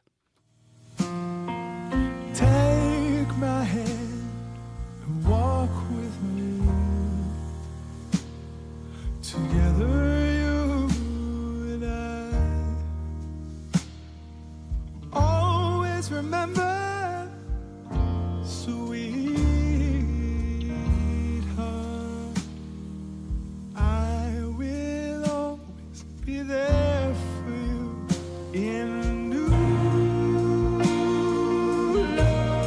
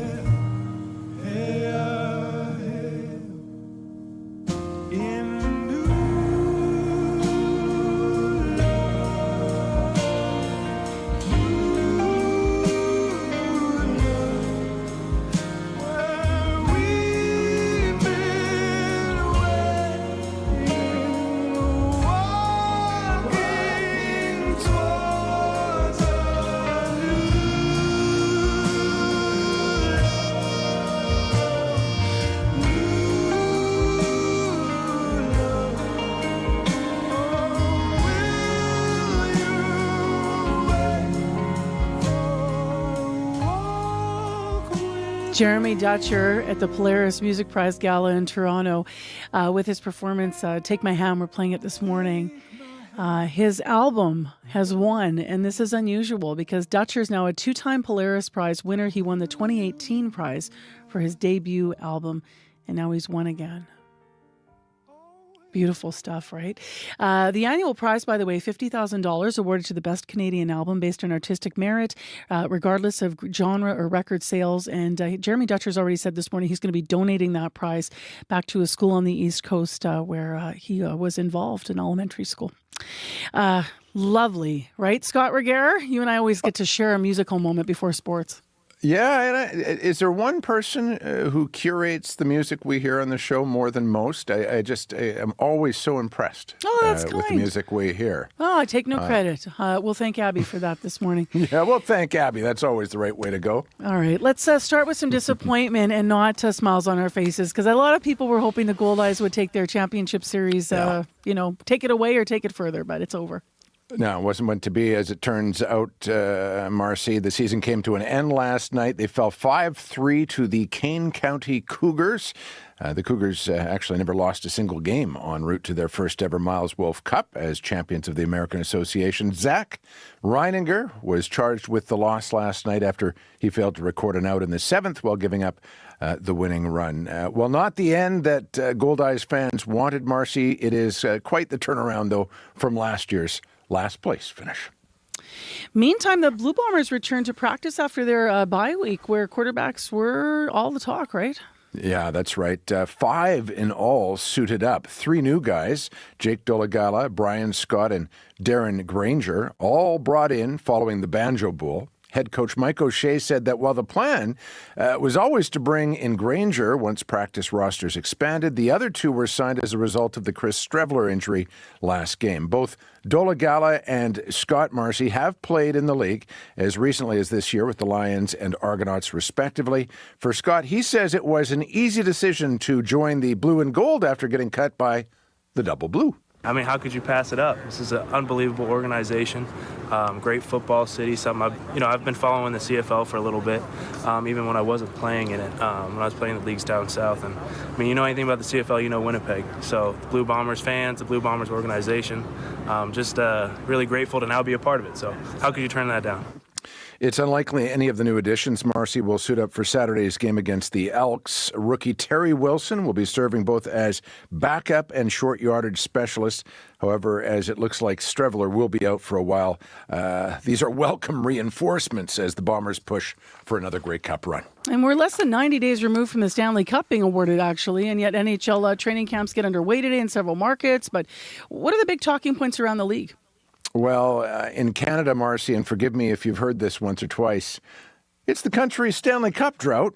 When Edmonton lost last season's final to Florida, it extended the Canadian dry spell to 31 years.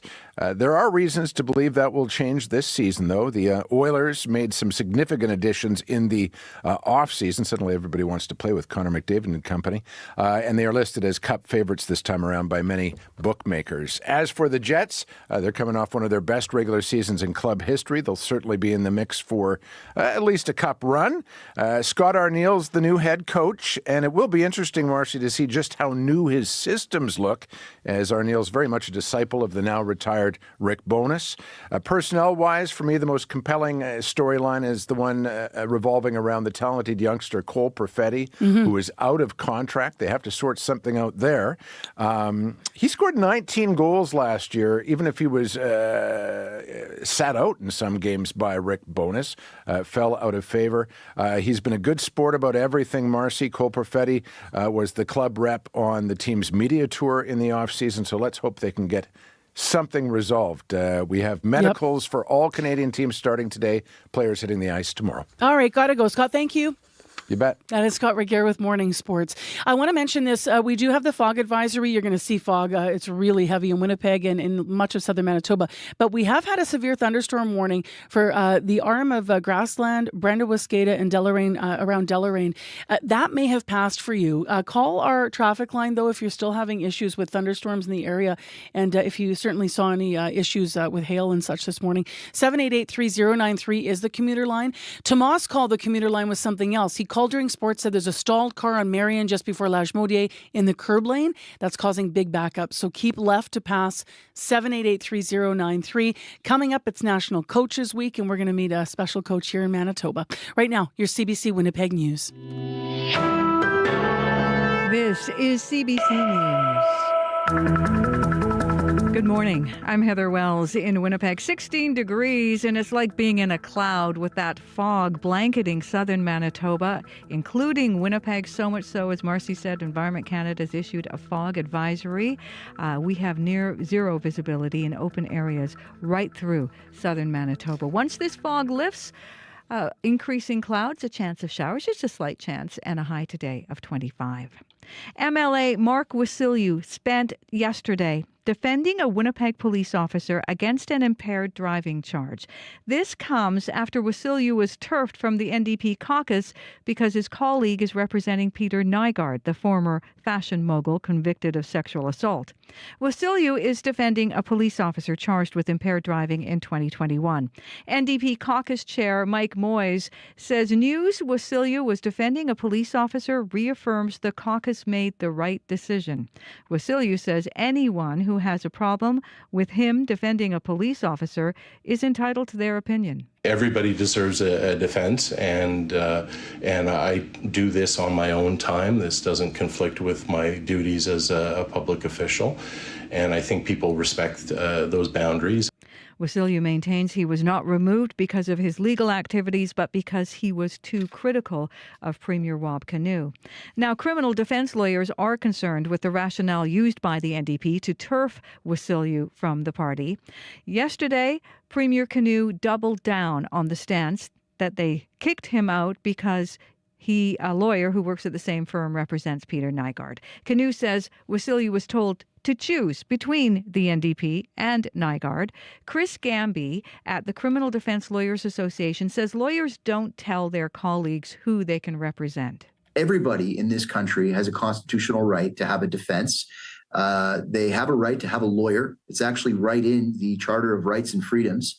And accordingly, this whole attack to me is somewhat troubling, and we're very disappointed that it's continued. Gamby says it's puzzling Wasilyu's occupation as a criminal defense lawyer was not an issue in the last two provincial elections. Torrential downpours, flooded streets, businesses and basements also flooded, and now the cleanup in southeast Manitoba. Steinbach was drenched with 156 millimeters of rain in 36 hours. All of it causing flash flooding. Nikita Pandya had a water knee-deep in her basement. Her family room, gym, and playroom were soaked. So we just set up last week, and it's all messed. So it's all wet with the water and everything. And there's the kids' room with all the toys. That's also like in the water as well. Pandya says it took 3 sump pumps 3 hours to drain all of that water. Several of her neighborhoods got flooded as well. Pandya says now she's waiting for the insurance company to assess the damage. The Canadian Medical Association will today apologize for harms the medical system has caused to Indigenous people. The association calls the move an important step in a journey of reconciliation. However, Indigenous people who suffered while seeking health care say an apology is not enough. They say nothing has changed. That apology takes place this afternoon in Victoria. You can hear more national and international news coming up on World Report at 8. A Winnipeg wine store owner whose shop has been broken into 7 times this year says the culprits are getting more brazen. Kate Holden says the Porium on Portage Avenue has been hit twice in the last week alone. Surveillance footage shows what the thieves do once they get inside. They've literally taken the shopping basket and gone shopping because they know that there's a delay between the alarm company, the guard, and when the police arrive. Holden says the thefts have cost her business about $50,000 this year, forcing her to replace smashed windows and increased insurance premiums. Holden wants to see stronger penalties for shoplifters. A stone monument of the Ten Commandments could be back on public display. The monument was removed from Assiniboine Park in 2017 during construction of the Leaf. It has been in storage ever since. The city's Executive Policy Committee has now asked the city's CAO to work with Assiniboine Park Conservancy to find a new location for the monument that would be accessible to the public. Mayor Scott Gillingham says he hopes to find a way to accommodate as many people as possible. Well, they came close at Blue Cross Park last night. The safety squeeze. Miles Symington scores. We are tied at 3-3 in the bottom of the sixth inning. But the Kane County Cougars roared back, scoring 2 more runs, beating the Goldeyes 5-3. The Fish are swept in the finals. The Cougars capture the Miles Wolf Cup. The Goldeyes aren't the champions, but this season was what the team is calling the ultimate turnaround from last year's last place finish. You can find more news updated throughout the day at cbc.ca/Manitoba. All right. Thank you, Heather. And big congrats to the team on their success this season for sure, right? Absolutely. Haven't been in the final since 2017, so good for them. And you might be disappointed, fans, but don't worry. Put on your Goldeyes jersey and go to work with pride if you supported the team. Let's get into what's happening in the weather forecast. I guess, Abby, people might not see what anyone's wearing because it's getting foggier and foggier. Yeah, it's getting foggy and foggier. Clear skies in Churchill, but foggy down south. Fog advisory in effect for southern Manitoba, which includes Winnipeg and surrounding areas. Now, this dense fog is going to be reducing visibility to near zero in a lot of the areas. It is expected to lift later this morning. If you're on the road, if you're on the highway, please, you should exercise some, be patient on the road. Cautiously driving, I will tell you, as visibility can suddenly drop to near zero, making your driving conditions very dangerous. Just plan ahead, take extra care and caution on the road, and watch out for the deers. They will be crossing at some point. Currently, Winnipeg 16. We're seeing the mist outside. The fog will clear this morning, leading to a mix of sun and clouds. We're expecting a high of 25. A slight chance of showers in the forecast and thunderstorms later, and then partly cloudy evening we will be seeing. Brandon is at 16 and also misty. Expect some heavy showers this morning. That will be clearing as you get into the afternoon period, and you'd warm up to 25. Thompson is partly cloudy at 10 degrees. Today is also going to see a mix of sun and clouds, and we'll see highs around 25. Churchill is already sunny at this time, enjoying some sunshine, and that's what you'll see throughout the day at 8 degrees. You'd warm up to 24. Dauphin, cloudy, 15. Expecting some clouds to roll in. We're looking at some heavy showers later in the day. A chance of thunderstorms also in the forecast. We'll see highs around 22 with some breezy conditions to go with that. Gimli sitting at 16 with fog. The Interlake region will be seeing more of like lots of clouds rolling. We also have a high chance of showers and thunderstorm. The fogs will be clearing, but then some breezy southeast winds will peak up. We'll see highs near 25. Steinbach 16 and foggy. Expect some clouds to roll in. A chance of showers and thunderstorm, a likely high 25. And for Morris, 19 degrees and foggy. The forecast for the Pembina Valley region includes lots of clouds rolling in, a high likelihood of showers and thunderstorms. This fog will be clearing by mid-morning, and we'll see some breezy southeast conditions picking up, high 25. So this fog is just going to be impacting visibility across the southern part of the province, with the conditions improving later. Yeah, it's really soupy this morning. Thank you, Abby. Thank you. Corey Funk, what do you know about the commute? Yeah, a few things to keep an eye out for here in Winnipeg. Archibald and Mission, there's a multi-vehicle collision blocking all the southbound lanes on Archibald and the northbound median lane as well. That southbound and westbound traffic, so coming from Mission as well, being rerouted through the residential areas. So you can expect in that area there's going to be some big delays this morning. As well, got a call from Tomas, that there's a stalled car on Marion in the curb lane right before you get to La Jamodière. So keep left to get around that as well. And just a reminder for folks in Brandon today that paving is starting on 18th Street. I'm sure it's a much welcome change for a lot of folk, but that it's going to start at Rosser and eventually over time is going to make its way to Queens Avenue, both north and southbound. So that may impact your commute a little bit as they kind of smooth out that very, very bumpy road. So if you see anything else going on out there, give me a call on the CBC commuter line. I would love to get some updates. That number to call, 204-788-3093. All right, thanks, Corey. Thank you. 21 minutes to 8 o'clock now on CBC. I'm Marcy Marcusa. You're listening to The Morning Show here, Information Radio, on 89.3 FM, 990 AM on the app and on YouTube as well. Well, next on the show, behind every great athlete is a coach. And for Winnipeg boxing coach Kent Brown, it's something he cherishes. Kent is one of Canada's most decorated amateur boxers with over 105 wins internationally. But he's also had to overcome controversy and lean back into coaching because in 2000, you might recall, there was a controversial decision over the scoring system that prevented him from attending the Sydney Games, the Olympics, which refocused, he says, his attention on coaching. It is National Coaches Week across this country, and Kent is here to share his story of overcoming loss and also dedicating his time athletically to helping others. Hi there, Kent. Hello. So what do you love most about coaching when you're in that moment and you feel the connection? You know, what I love most about it is when they get it, right? And they perform, as well. And so, that gives me just so much joy. And then, the other part of it is, especially in boxing, that, these young people, they achieve, finish high school, get, professional jobs, that kind of thing. It brings a lot of joy to me. Boxing in particular can be one of those, I would say all sport can build resilience and teaches us so many different skills, life skills, yes. Having participated in sports myself. But boxing is one of those unique sports that really seems to do that. Yeah. Was that your experience when you absolutely. fell in love with it? Well, exactly. It's exactly that. It enters your soul, and it stays there, and it's addicting. And I just love the training aspect, the competition, the camaraderie, and what it teaches you, that discipline, that dedication, that determination, and it prepares you for life. I've lots of people that I've talked to that are fighters or former fighters. It says it really helped me overcome many obstacles. And for me, it was the same thing. Can you tell us a little bit about your journey to athletics and then to coaching? Yes, absolutely. So, I started boxing when I was 13, so 1986. And it was the very first day I walked in the City Boxing Club, and, it was beside a morgue, right? Downtown. It was dingy. It was, ugly, it was gross in there. It smelled, and I fell in love, and I was in love from day one.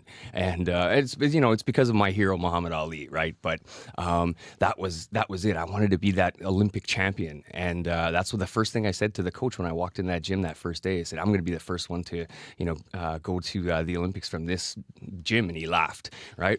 And so years and years later, after many injuries and setbacks and whatnot, I finally made the national team in 1999, and won the Olympic trials for Canada. Then I went to the Olympic trials in the States.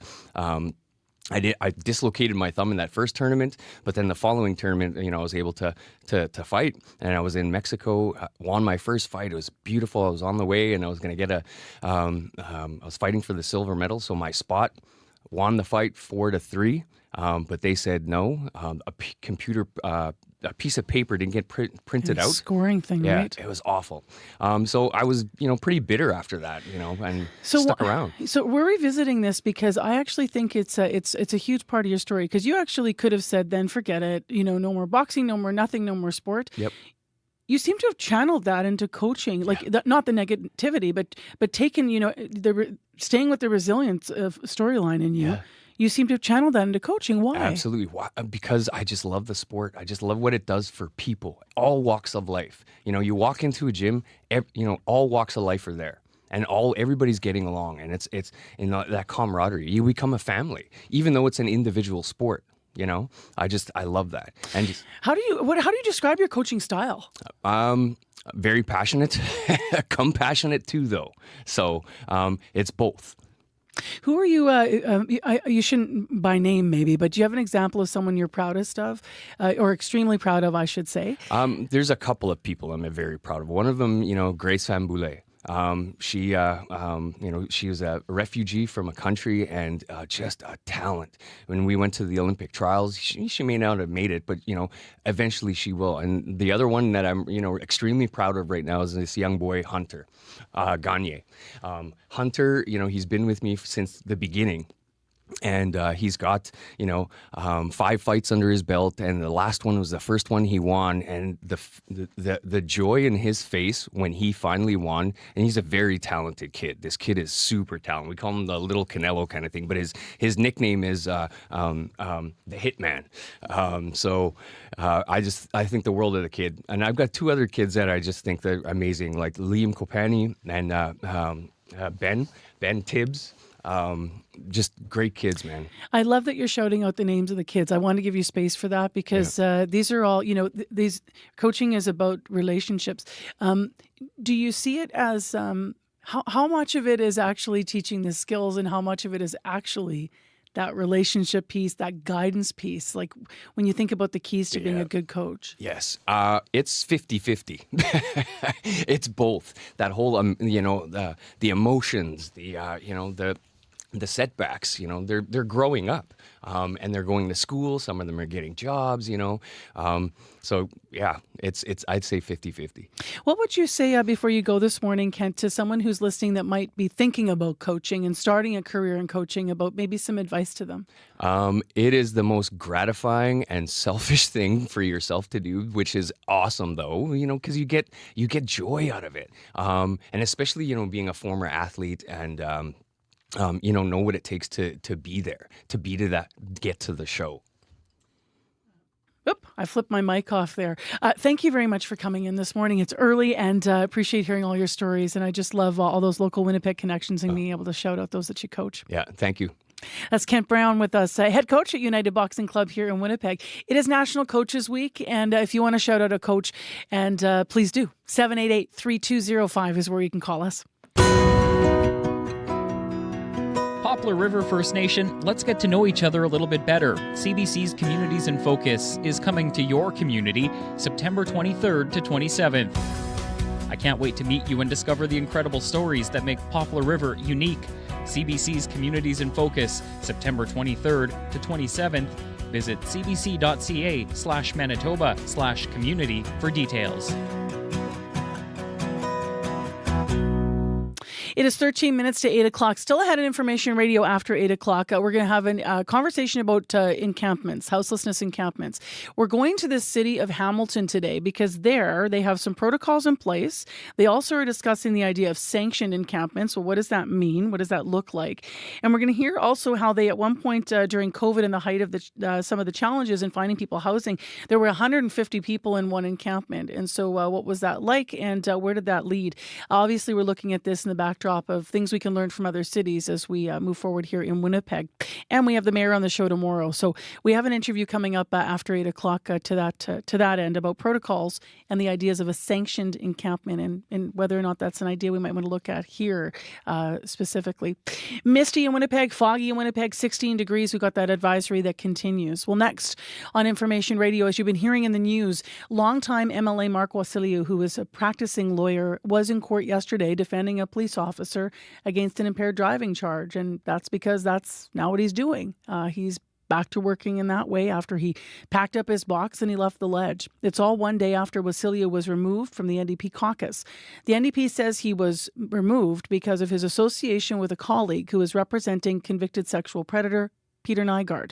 CBC's Ian Fraze went to Wasiliu's riding of Fort Garry yesterday. He spoke to a number of people, and here's what one resident, Pat Dirks, had to say. I'm of two minds on that. On one hand, I don't think you should be penalized for being a defense lawyer. I don't think that you should be penalized for defending somebody.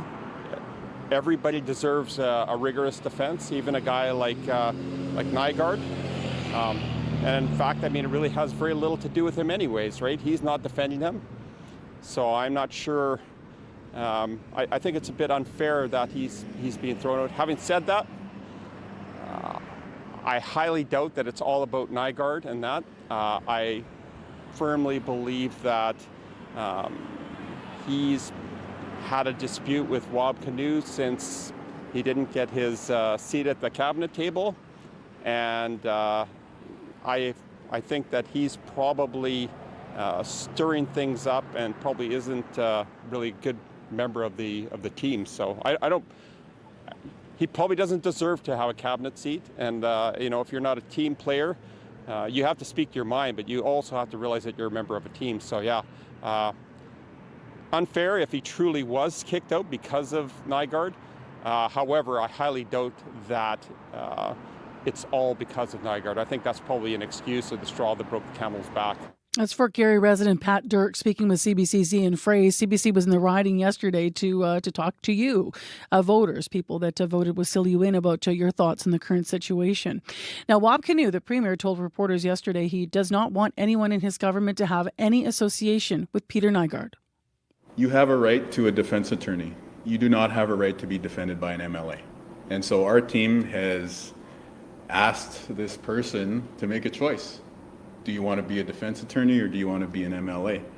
And, this person's made their choice. And so I support the caucus's decision in response. And so for us, we're always going to respect the independence of the justice system. But as we look ahead to multiple court dates with Peter Nygaard here in Manitoba, Peter Nygaard's legal problems in Manitoba, or legal challenges, perhaps I'll say in a more neutral term, are just at the beginning of their process. And for somebody from our government team to be affiliated with that does not line up with our values as a political operation. So again, I will respect what defense attorneys have to say about the administration of justice, but what we're talking about here is about the political elected representatives making decisions about how to steer a government. And that is a separate series of conversations and deliberations. And our caucus made the choice that, if this MLA, given the opportunity to choose to leave behind an affiliation with Peter Nygaard, forewent that opportunity and didn't put the team first, then that was going to be the end of the road for him. And so I support their decision.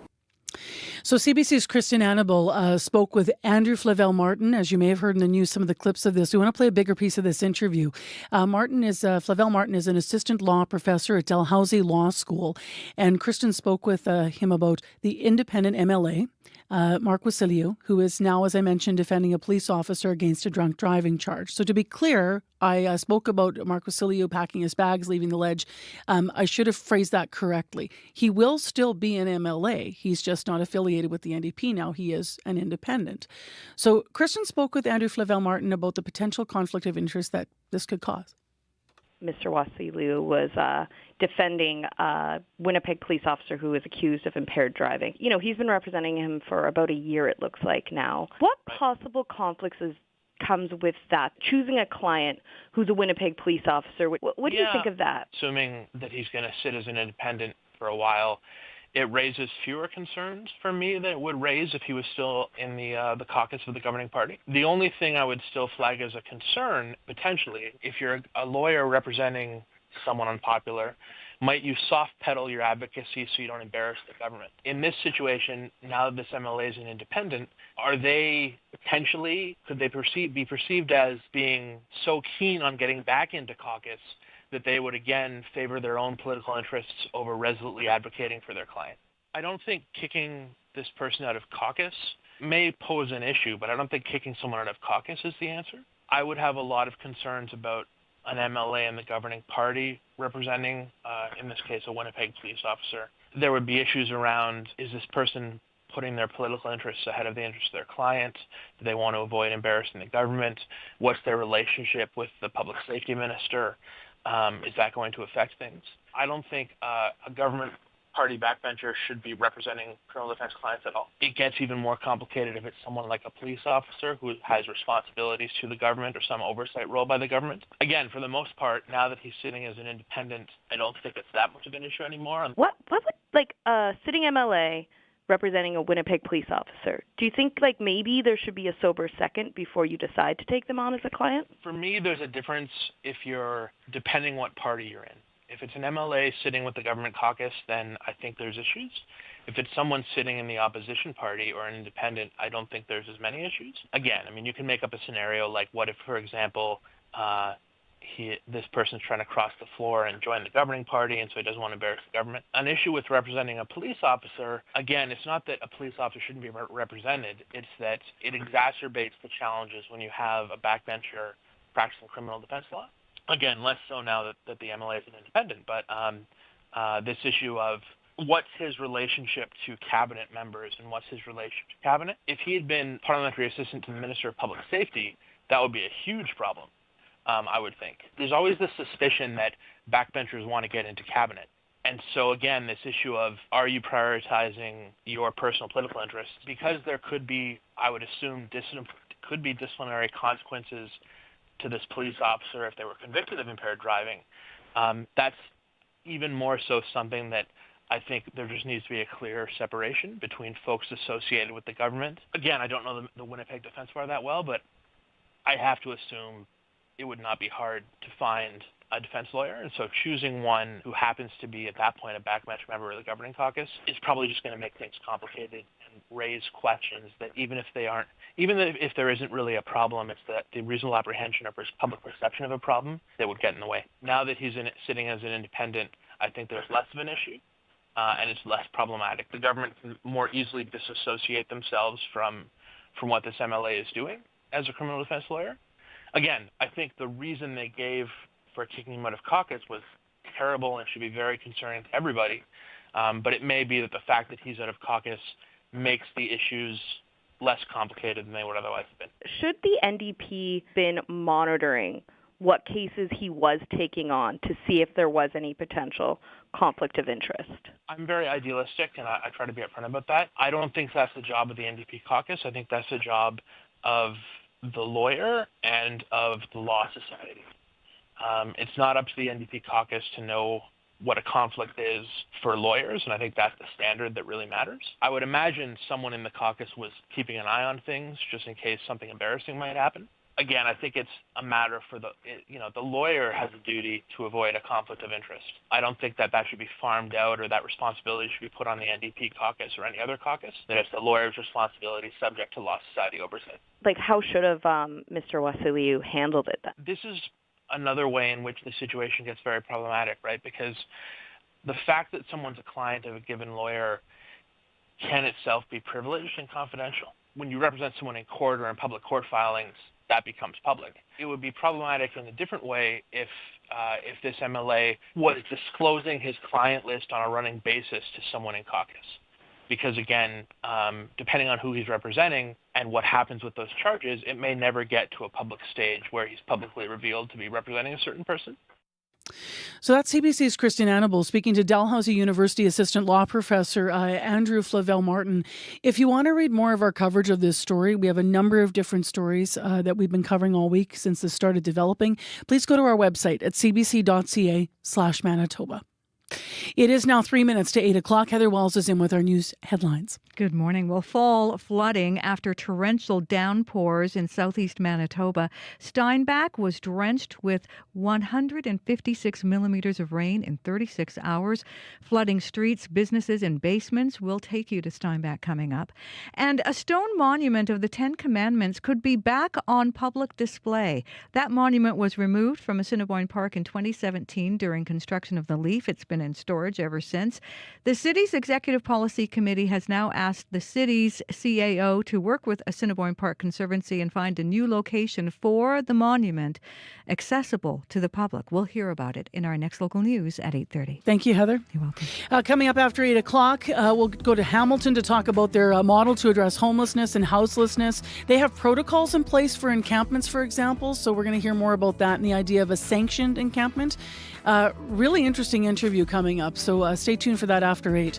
And Corey's going to take us to World Report with traffic news. Yeah, eastbound Logan entirely blocked right now just before Keewaydin because of an accident that just happened. Just got an update on the commuter line. We'll get some more details on that. Give me a call if you have anything, other details on that, 204-788-3093. Also keep an eye out for Archibald and Mission. There's a multi-vehicle collision blocking parts of that intersection as well.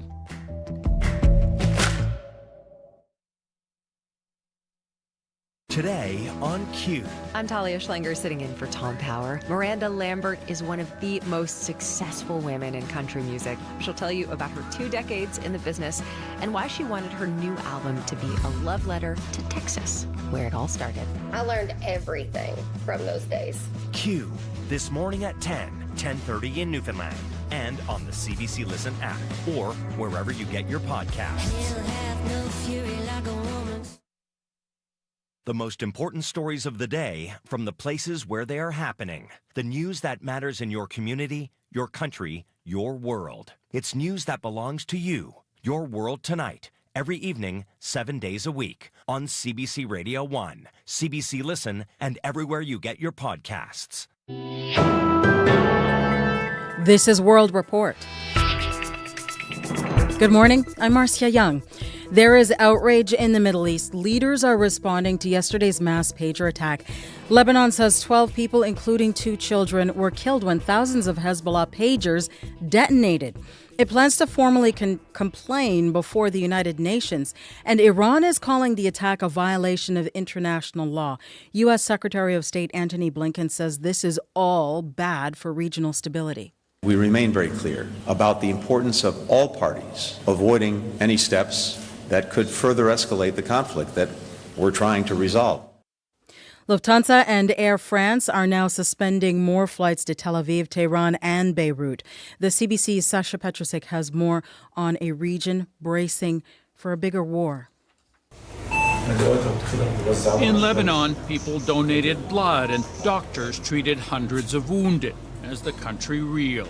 Exploding pagers in streets, stores, and homes. Most were owned by members of Hezbollah, the Iran-backed militia based here. This Beirut man says it was like an earthquake hitting everyone.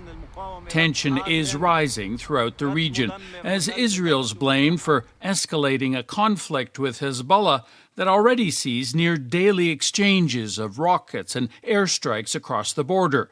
Beirut-based journalist and Mideast author Kim Gattis. This is what I call Middle East roulette. You keep pushing further and further until you actually do ignite a regional war. Israel has not commented, but reports from U.S. officials suggest an intelligence plan aimed at destabilizing Hezbollah in advance of a major attack, one that had to be put into action sooner than expected by Israel because it may have been uncovered. It's a wrench in Washington's efforts to solve the conflict diplomatically, says Ben Rhodes, a former U.S. national security advisor. This is not what the U.S. wanted. I think this is the Netanyahu government ignoring what the Biden administration is telling them, but, frankly, candidly, believing that there's no consequences to that. No consequences, except perhaps all-out war on Israel's northern front. Something that Prime Minister Benjamin Netanyahu seems to be preparing for, regardless. Sasha Petrusik, CBC News, Jerusalem. Floods continue to devastate communities across Western and Central Africa. More than 1,000 people are dead. Torrential rains are destroying critical infrastructure and agriculture. This is happening in a region already experiencing food insecurity and conflict. The CBC's Idil Musa has more.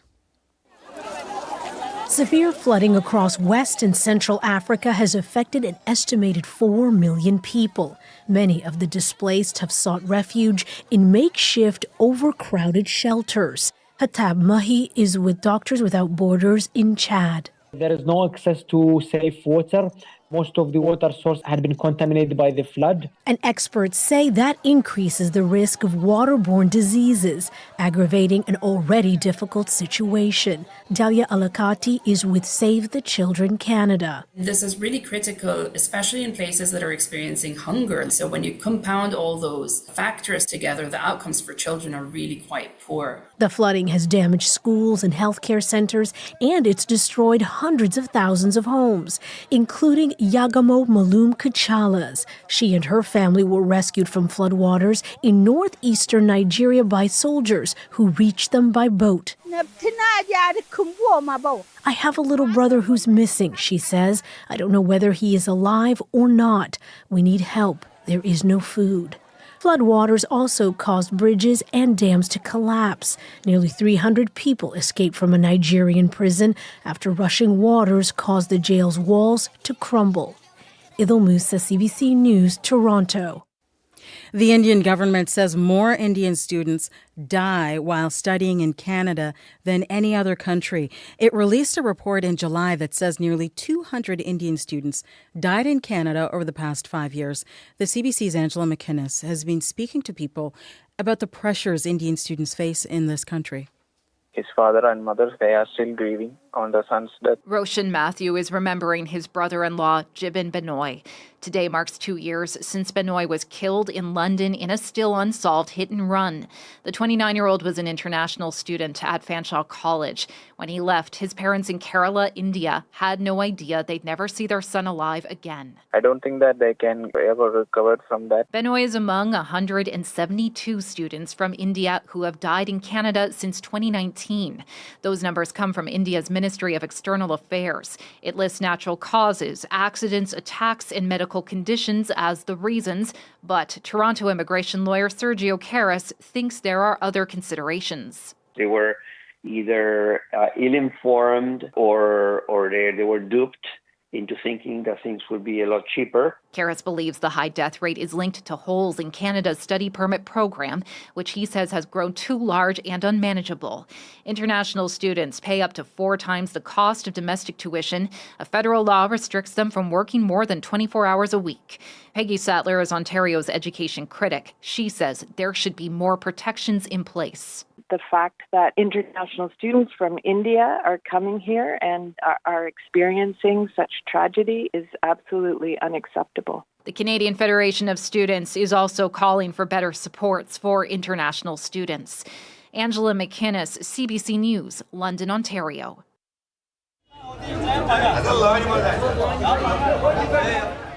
Voting in Kashmir has begun. For the first time in over a decade, the Indian-controlled region is holding provincial elections. Both India and Pakistan claim the territory as their own. Thousands of soldiers and police have been deployed to the region for the first phase of the vote. 5 years ago, India's government stripped Kashmir of its special status.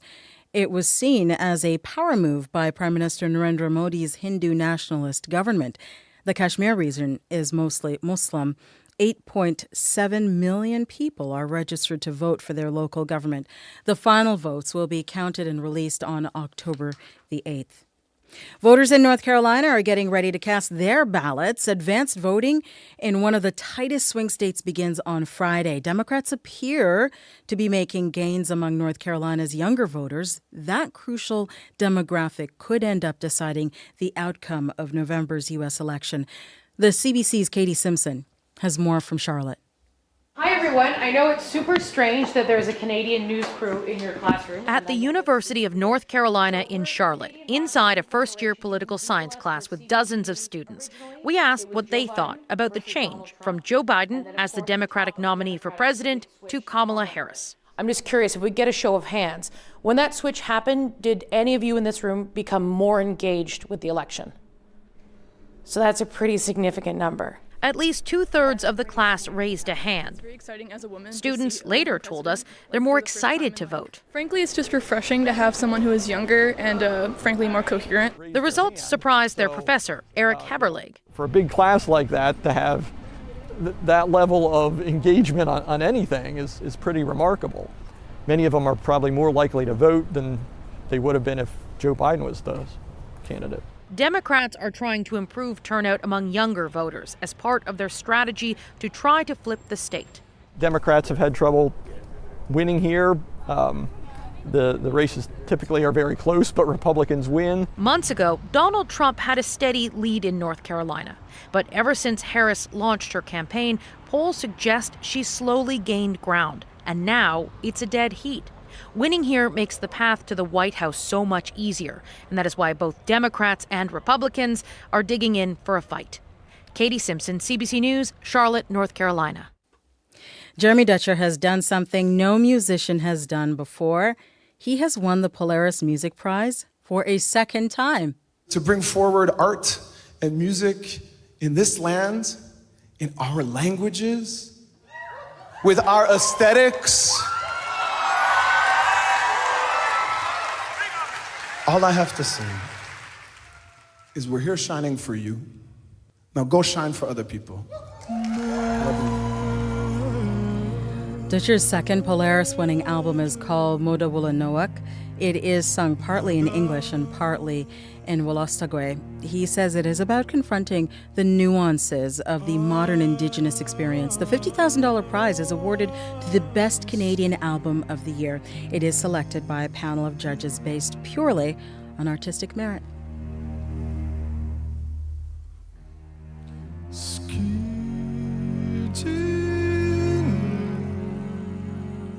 That is the latest national and international news from World Report. I'm Marcia Young.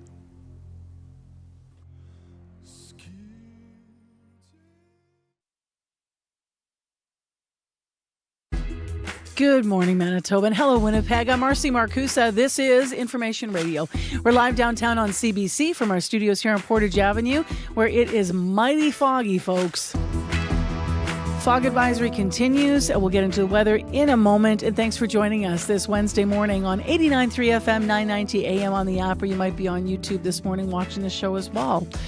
Well, we have an interview coming up, a pretty extensive interview because it's about a pretty extensive issue.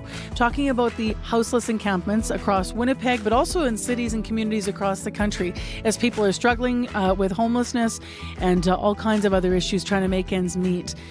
So where do we go in terms of encampments and safety and making them healthy for everyone involved?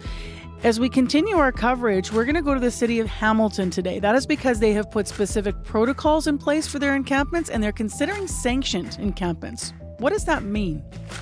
Stay tuned. We have a comprehensive interview with someone who's an advocate and expert, but also has lived houseless as well. So stay with us. Right now, though, 8:11 a.m. the time, and Heather Wells here in Manitoba has your local headlines. Hi there. Hi. Well, MLA Mark Wasilyu was in court yesterday acting as the lawyer for a Winnipeg police officer accused of impaired driving. This one day after Wasilyu was booted from the NDP caucus because his colleague is defending Peter Nygaard. We're going to hear from a law professor at Dalhousie University who says if the NDP didn't kick out Wasilyu, defending a Winnipeg police officer could have been an issue for the government. And a Winnipeg wine store owner whose shop has been broken into 7 times this year says the culprits are getting more brazen. We'll hear how coming up in our next local news at 8:30. All right. Thank you, Heather. You're welcome. Well, this mood might match Gold Eyes fans' feelings this morning. Hey, Abby, now that the team lost the championship. Yeah, it's grey outside. Yeah. I'm sure they're waking up to a grey morning, and fans will be grey also. Fog advisory in effect for southern Manitoba. That's the condition across the southern region. For the province, we're going to see sunshine in Churchill and Thompson, and then foggy and showery conditions in the south. We're expecting a mix of sun and clouds later, and then some thunderstorms will be felt in some area. Currently, Winnipeg, 16, dense fog blanketing the city. We do have the fog advisory in effect that also affects us. Once it lifts this morning, we will be seeing some clouds rolling and then a mix of sun and clouds. It's going to be breezy. We get to a high of 25. Now, Brandon is already getting like that heavy rain I talked about is already approaching that region. We have thunderstorms and rain showers in Brandon at this time, 16 degrees. That's the current temperature in Brandon. And then for the rest of the regions, we're seeing temperatures hover around 19 degrees. Cloudy, foggy, misty, showers and thunderstorms likely in some areas. Steinbach is also expecting heavy rains very soon. Right now, 16 in Winnipeg. It's foggy. That's going to clear. And the northern part of the province is enjoying sunshine at this time. Yeah, they really are. All right, thanks, Abby. You're welcome. Well, our newborn father over here is a little foggy as well. How much did you sleep last night?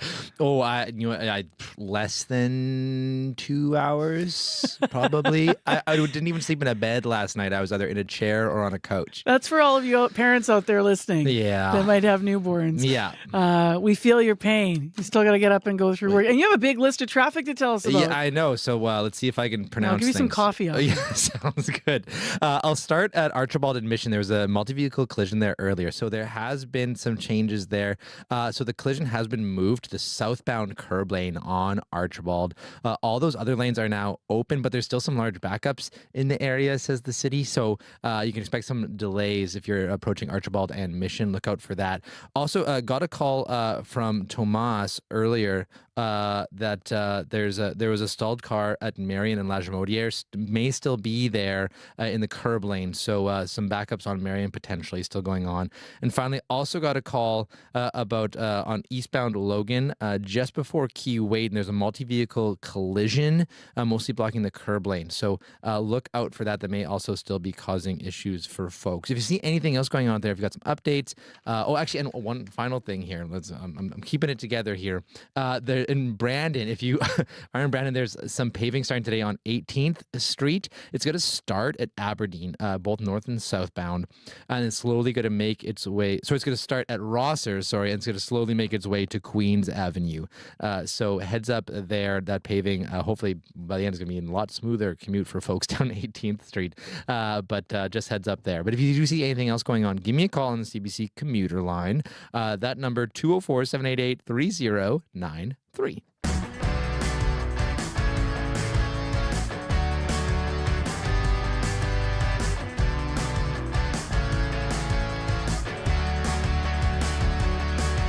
Well, let's return to our ongoing coverage that we've had on this show, looking at encampments, which have been a focus of a lot of conversation of late.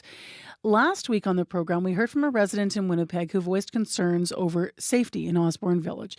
To start our discussion this morning, and we'll move on from this, but in case you missed this, you need to hear a little bit of what Danielle Huging had to say.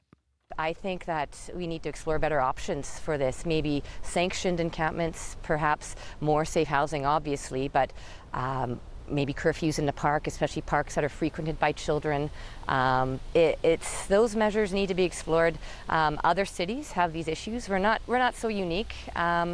What are they doing to help with this? So questions there about what other cities might be doing. So this morning, we're going to go to another city. The mayor of Hamilton is currently putting out calls to create a plan for sanctioned encampments in that city. And they already have some protocols governing encampments. Kim Ritchie is with us via Zoom. Kim's on the board of directors for the Substance Overdose Education Prevention Network in Hamilton. And thank you so much for joining us today. Appreciate it. It's wonderful to be here, Marcy. So just as a starting point, because we know the situation in our city, but what's the situation like in Hamilton right now regarding encampments? So Hamilton's always kind of had higher levels of poverty, and then like the compounding of inflation and COVID and, this recession that they say we're not in, but we're in, has really compounded all these factors, along with the toxic drug supply and the housing crisis and all those pieces as well. And it's just like this centrifuge of like need. And we are more equipped than most cities in Ontario, to be honest with you. We have a lot of services per capita, and it's kind of horrendous to bear witness to just the shocking amount of folks that are experiencing houselessness, that are struggling. In terms of the encampment specifically, for those that are struggling with houselessness, are they all over Hamilton? Have they grown? What have you noticed in terms of that? During COVID, they were the biggest at that time, some up to 150, 200 people for one area. And so it was encouraged, like when they were putting in the protocols, they wanted 5 tents. Now, I don't necessarily agree with 5 tents per site, only because when people are experiencing houselessness, myself included, violence occurs to you by people who are housed as well. It's not just lateral violence.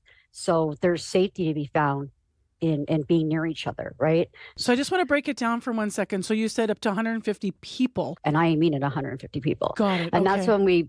that's just to also let you know, like the issue here is very prevalent, more so than most places. And the encampments are like spread out across the city. And we are an interesting city because even though we have like the industrial sector, we also have like the most waterfalls and we have the escarpment, right? So there's lots of places where people can kind of tuck themselves in. And you already nodded to one of the protocols. I want to make sure we get to those because we can learn from those in Winnipeg. You already started to talk about the number of tents. So is there a limit on the size of things? Absolutely. And I do want to give some history around the protocol because I think it's really, really important. So our city did really well in going out and surveying and doing a community needs assessment with everyone. They collected a lot of information to build the protocols. However, they didn't talk enough to the people actually living in the encampments. And we have some amazing peer organizations here who did that. So they went out, they talked to people, and we ended up with 2 protocols, one the city created and one that the people experiencing homelessness created. And I guess my only concern around that is that the city was very fast to embrace theirs without taking just another couple of weeks to do a cross-examination between the two, because I did. I read both. And they weren't that dissimilar. And I think this is where people would actually be kind of shocked, because people experiencing houselessness aren't out to cause harm. And even within the People's Protocol, which was one that was created by peer organizations here in Hamilton called Keeping Six and HamSmart, they said that they wanted regulations around parks. It's not like anybody's disagreeing with that. It's just at this point, because parks offer sometimes a bit of a water supply, sometimes access to washrooms, as we know, which can be very dehumanizing to have to go outside, right? They have those resources. And this is where sanctioned campsites can go a long way. I just need to break it down really clearly. So what are the protocols in place? So there's a number of protocols in place. There's only 5 tents per an encampment site. There's regulations on where they can be. They have to be a certain amount of meters between, like away from city historical sites, schools, sidewalks can't be blocked. Right. But there's a challenge with that because we have encampment friends who are in wheelchairs. So people do need to be near them, but they can't be on them. They can't have stuff hanging from buildings, like to build like the tarp covers off a building. They can't attach. It's a fire code hazard. And that is one. These are like just a glimpse of it. There's a lot. You've said a couple of things. You said, first of all, that you have lived experience being houseless. And can you articulate the main difference between the approach that the city's put in place and what you think might have been missed without that lived experience view? Creating the protocol? So the lived experience view, wanted some humanity, right? So like outside of like all these regulations, they wanted to create safety. And as a woman who's experienced houselessness, being in a tent has another set of dangers, as you can imagine. And that's to say for most folks. So when the folks want to be together with more than 5 tents in an area, that was a little too tight. 6 or 7 even would have been better. I know safety is a big concern for the house, and I understand that there's struggles and stigma and stereotypes and sometimes real incidents occur, and I get that. But there's also a lot that's not being reported that happens to the unhoused, tents being ripped up, people being harmed. And this is very real, and nobody reports when they're unhoused because the relationship between the unhoused and police isn't great. What does enforcement look like, given that you have protocols? So enforcement has actually been challenging because these aren't sanctioned sites. I want to be clear. There's a difference between having an encampment protocol and sanctioned sites. In the beginning, I advocated and delegated to city council and advocated for sanctioned sites. At the time, they only wanted to explore the protocols. And the protocols are in place, but enforcement has been challenging because it's a lot of money to go around, and still because folks are being moved. If they're a violation of the protocols, they get moved, and then outreach workers can't find them. And this is a huge challenge. You can't house somebody you can't find. And the amount of human resources that's wasted just trying to keep up with where people are being moved to is insane, let alone the amount of police force. Because we actually have a pretty good police program here. It's called Social Navigation, and it's like a partnership of like paramedics, police, and social workers. This is a program that tries to do, be ethical in their conduct with people experiencing houselessness. And for the most part, they're not that bad. They'll drive them to appointments. They'll support them in those ways. And we're seeing less of the tear up and tear down, like people losing their very few belongings they have left. I'm aware policymakers in Hamilton, in your city, are considering implementing sanctioned encampments. And you've just said, that was something you advocated for. What would the difference be between having protocols in place as described? What would a sanctioned encampment mean? Well, it's like a level up where the areas are that people can go where they're not going to be moved on, so that we can advise them to move there. Designated areas for people to stay, where maybe they can put up some porta potties, maybe they can do garbage pickup weekly, right? And arrange some of the most basic humanity necessities, right? Because I'll tell you right now, if I don't put up my garbage for 1 week, it will pile up in my own home. And it just really confuses me. I know people get upset because they're like, well, they're so messy. To be fair, they don't have garbage pickup. When you have sanctioned sites, you can have designated restrooms, you can have, garbage pickup weekly, and then people can find people. Like, I can't emphasize the importance of being able to find somebody when you're completing a housing application, when you're going apartment hunting, when you're helping them get their ID back and you need them to sign some more forms. You know what I mean? Like, I cannot tell you how important that is, because you can't get anywhere with these things. What do you think is missing from the conversations that cities are having right now around houselessness? We need to bridge the gap between the housed and the unhoused. I think people are still running off houselessness looking like just mental health and substance use. And it was more associated with that many years ago, but that's not the case now. You have people who are working jobs and sleeping in a tent and getting up and going to work. You have dry encampment sites. I've seen camping sites that it was women and gender diverse, expansive folks keeping each other safe.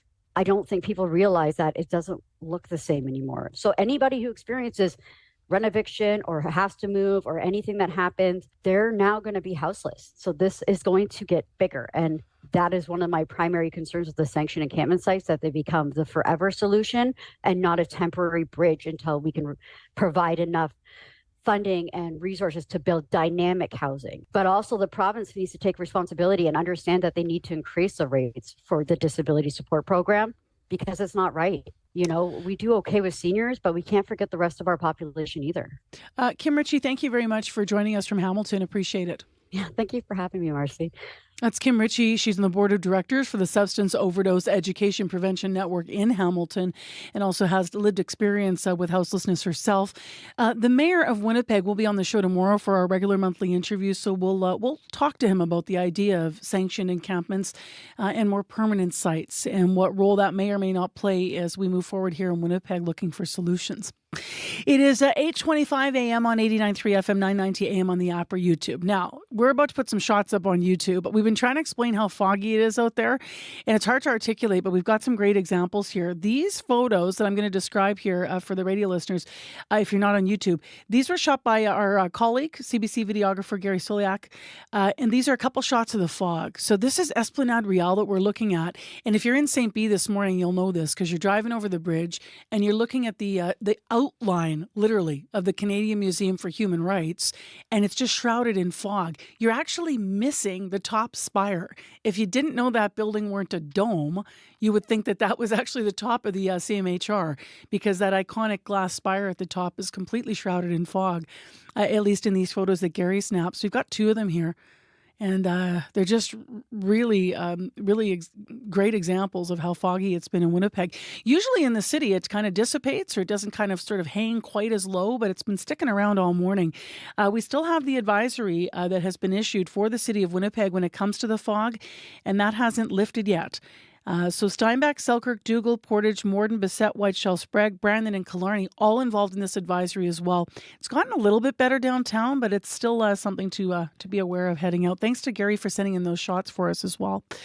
It is 8:26 a.m. on 89.3 FM, 990 a.m. on the app or YouTube. By the way, our daytime high today is going to be 25, so we're still way above normal in terms of our temperatures. And we will have a 30% chance of showers staying with us, kind of hanging around this morning, and a risk of a thunderstorm late this morning into the afternoon as well, but it will calm down in between. We might see some sunshine. So it's a real mixed bag of a day that we're expecting in Winnipeg. Well, we have some music next on the program from Ojibwe Métis musician Brenton David, who's looking back, he says, on his own journey on his debut album. From learning the Métis fiddle in Selkirk to performing as part of the Juno-winning group Tim and the Glory Boys. The album's The Inner Trail. This tune's called River Running Wide.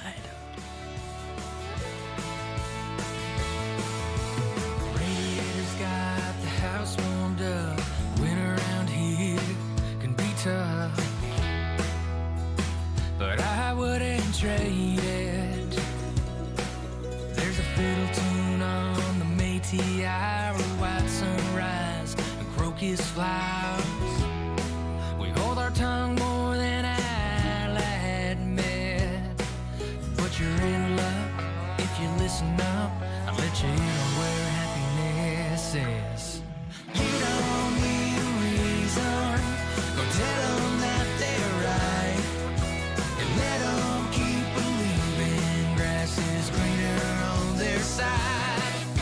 You bet I keep a secret from the left coast and the right. You're bragging would-be treason against this river running wide.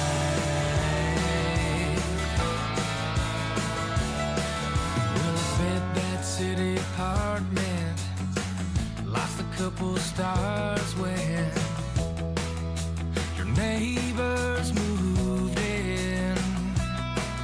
It's the party every weekend. It has your toes off the deep end. It feels like you're waiting on a win. Well, I don't care from where you're coming from or where you've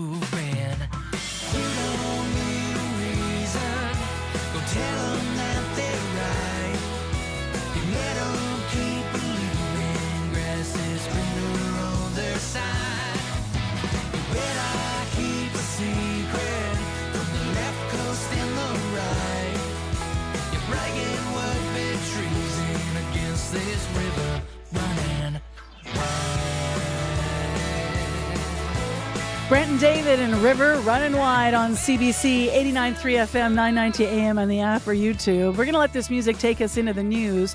But I just want to mention, if you're late in the drive here this morning, quick reminder that if you're in Brandon, going to work today, you're going to notice that big redevelopment of 18th Street is now underway. It's started this morning. It's going to continue and move all along that main thoroughfare. We've also had some issues in St. Boniface this morning. Archibald and Mission has been an issue. So call us with any updates, 788-3093. And stay tuned for your CBC Winnipeg news.